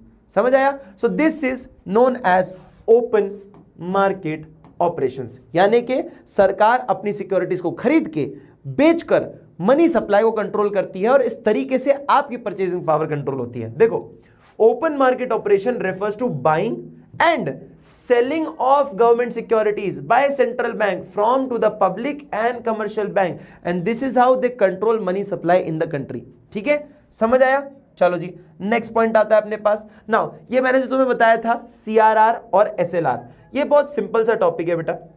देखो मैंने तुम्हें बताया था ना, NDTL यानी कि जो टोटल डिपॉजिट्स हुए कमर्शियल बैंक के पास, कमर्शियल बैंक के पास जनता ने 100 करोड़ रुपए जमा करा दिए बैंक के अंदर, जिसमें से सरकार ने बोला था, आरबीआई ने बोला था कि LRR आपको मेंटेन करना है 20%, है ना, 20% मेंटेन करना है ना, 20% मेंटेन करना है। तो 20% मेंटेन करना है, यानी कि 20 करोड़ रुपए जो चले जाएंगे, बचा 80 करोड़ क्या करेंगे?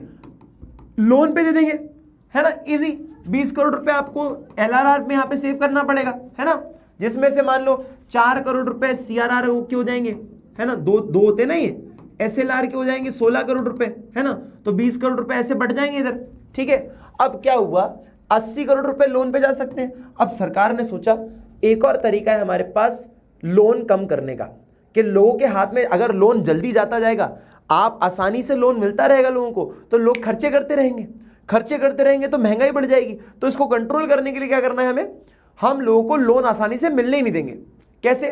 कमर्शियल बैंक लोन तो तब दे पाएगा ना जब उसके हाथ में पैसा होगा, पैसा ही उसके हाथ में नहीं छोड़ेंगे तो पैसा ज्यादा लोन कैसे देगा? यानी कि अब सरकार ने बोला एक काम करो बबुआ, ये 20% को ना मुन्ना अब तुम 40% कर दो। चलो ठीक है, ऐसा होता नहीं है वैसे, लेकिन बोल रहा हूं, एग्जाम्पल दे रहा हूं, 40% कर दो मुन्ना, यानी कि अब तुम 20 नहीं, अब तुम 100 करोड़ में से 40 करोड़ रुपए रिजर्व में रखोगे और मात्र 60 करोड़ रुपए अब लोन पर दे सकते हो। यानी कि अब तुम कम पैसा लोन पर दे पाओगे। लोन इतनी आसानी से नहीं मिलेगा, तो बिना लोन के हर एक आदमी सारी चीजें नहीं खरीद सकता।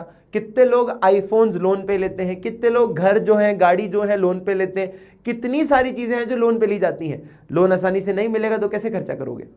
तो आपके महंगाई के टाइम पर ऐसे मेजर्स के थ्रू कंट्रोल किया जाता है। ठीक है, और ये LRR जो है, LRR यानी कि CRR का रेट बढ़ा दोगे या SLR का रेट बढ़ा दोगे, किसी का एक का बढ़ा दोगे।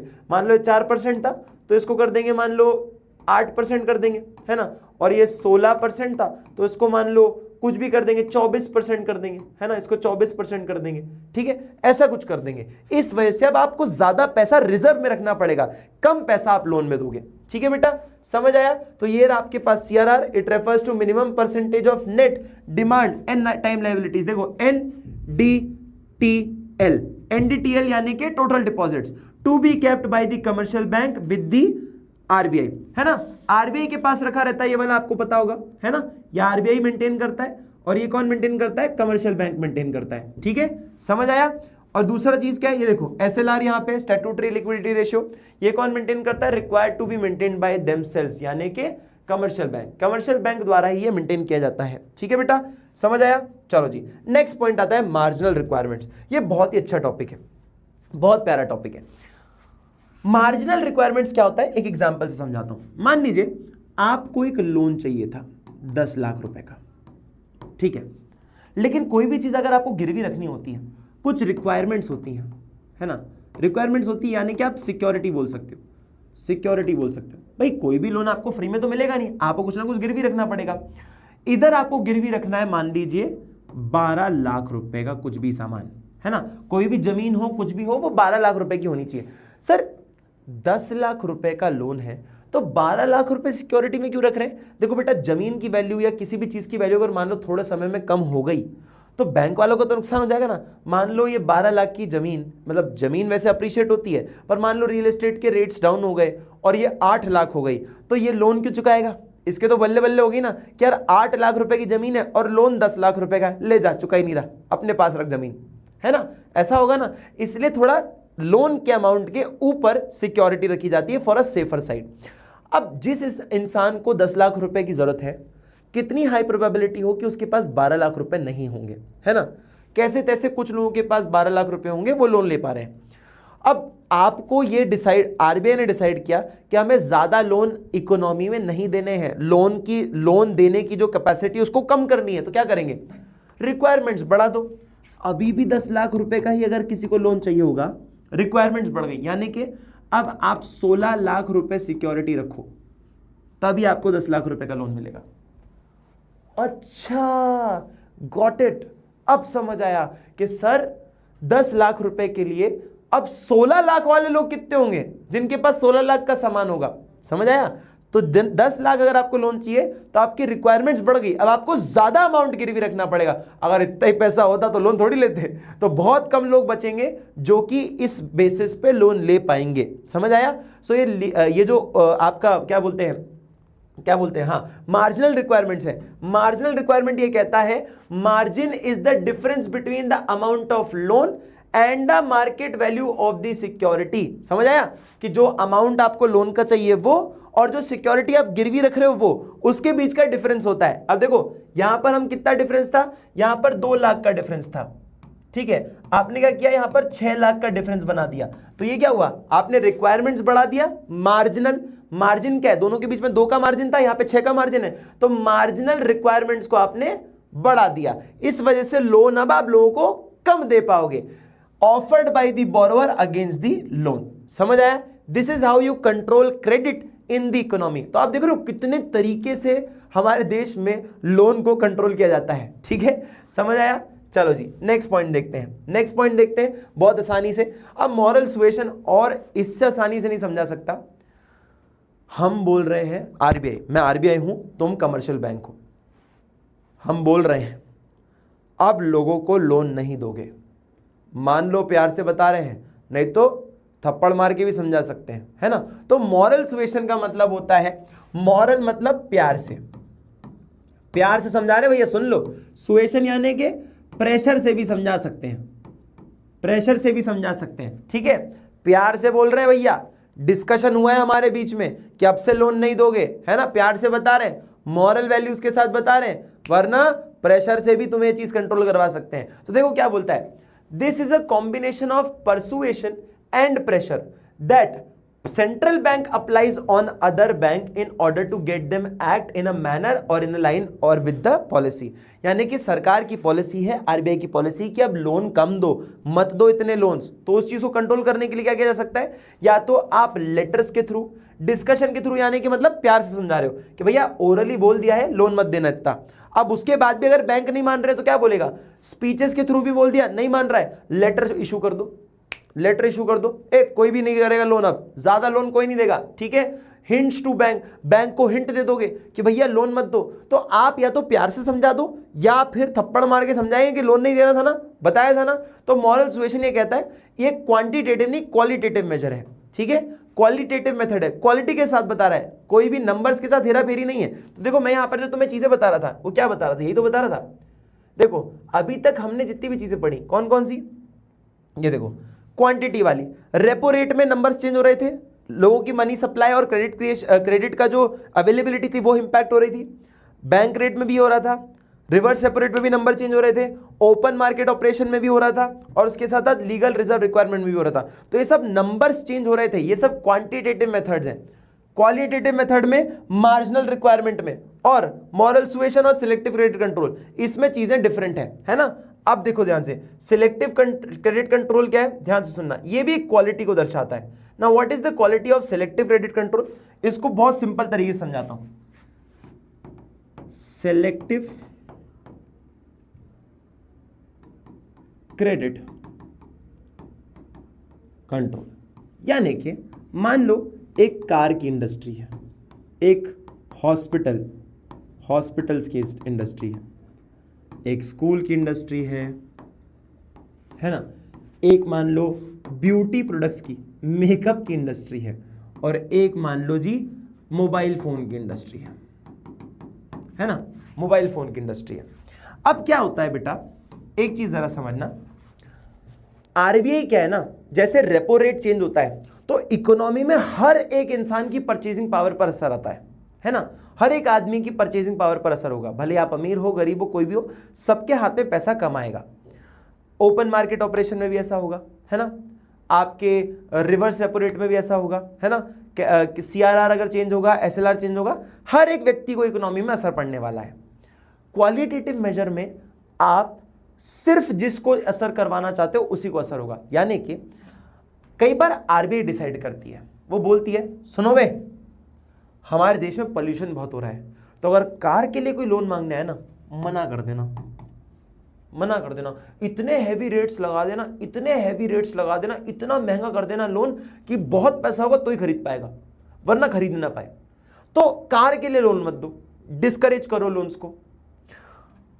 स्किन केयर भी ना, मतलब लड़कियां ना वैसे विदाउट मेकअप अच्छी लगती हैं ज्यादा, आरबीआई कैरी फॉरवर्ड मत हो जाओ तुम लोग, है ना, आरबीआई बोल रहे वैसे लड़कियां ना मेकअप के बिना अच्छी लगती हैं। अरे मैं कह रहा था कि मतलब ब्यूटी प्रोडक्ट्स पे कोई लोन नहीं मिलेगा, समझ आया, ब्यूटी प्रोडक्ट्स पे कोई लोन नहीं मिलेगा, बिल्कुल नहीं मिलेगा भाई साहब, बिल्कुल भी लोन नहीं, ये सब शो ऑफ है भाई साहब, नहीं लोन नहीं मिलेगा आपको बिल्कुल भी।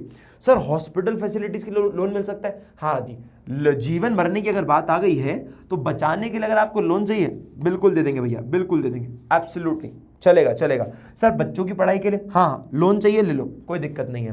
मोबाइल फोन्स, देखो यार मोबाइल फोन आज की जरूरत है, मोबाइल्स के थ्रू डिस्ट्रैक्शन होता है लेकिन फायदा भी होता है, तो इसीलिए हर एक आदमी कनेक्टेड रहे, हम मोबाइल फोन्स को भी अलाउ करते हैं। तो मोबाइल के लिए फोन दो, हॉस्पिटल और स्कूल के लिए लोन दो, लेकिन कार और ब्यूटी के लिए लोन मत दो।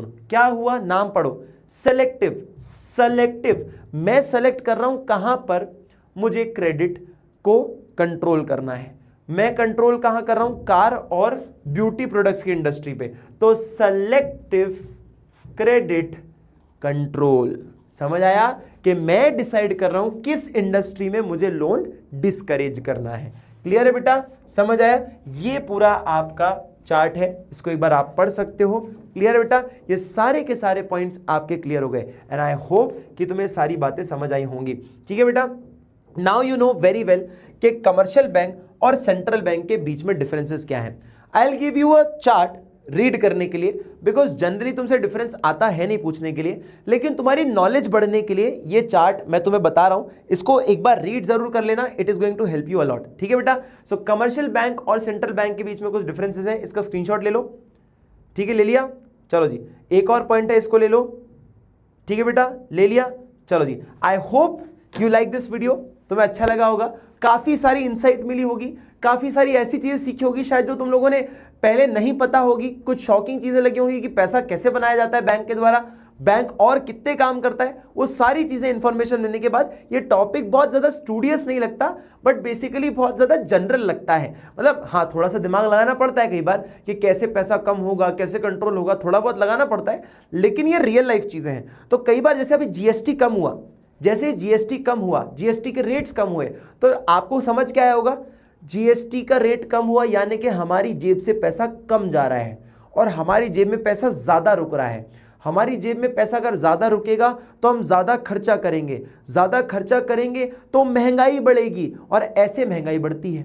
तो ऐसे समझ आया? तो आप ऐसे इंपैक्ट को धीरे धीरे सीखने की कोशिश करो, बहुत ज्यादा हेल्प करता है। और ये जनरल इंसान के लिए, नॉलेज के लिए भी जरूरी है कि कल को कोई भी चीज अगर इकोनॉमी में हो रही है, कल को अगर ये पता चल रहा है कि रेपो रेट बढ़ गए, तुमने न्यूज देखी, तुम्हें पता चल जाएगा रेपो रेट बढ़ने से मम्मी लोन भी महंगे हो जाएंगे, लोन महंगे हो जाएंगे तो अपन लोन नहीं ले पाएंगे, कल से भाई कल ही लोन ले लो, अच्छे रेट पे मिल जाएगा, या बाद में लेंगे लोन, अभी मत लो। ऐसा करके तुम लोग चीजों को समझने लग जाओगे अपने रियल लाइफ में। And economics is real life, ये किताब तक नहीं, किताब के बाहर भी है। आई hope you like this video and I hope कि तुम्हें अच्छा लगा होगा। डू कमेंट डाउन बिलो कि तुम्हें कैसा लगा video. Also share it with everyone जिनको जरूरत है और अच्छे मार्क्स लाना चाहते हैं, अपनी क्लासेस में टॉप करना चाहते हैं। And I wish you all the very best for your board exams. Thank you so much everyone.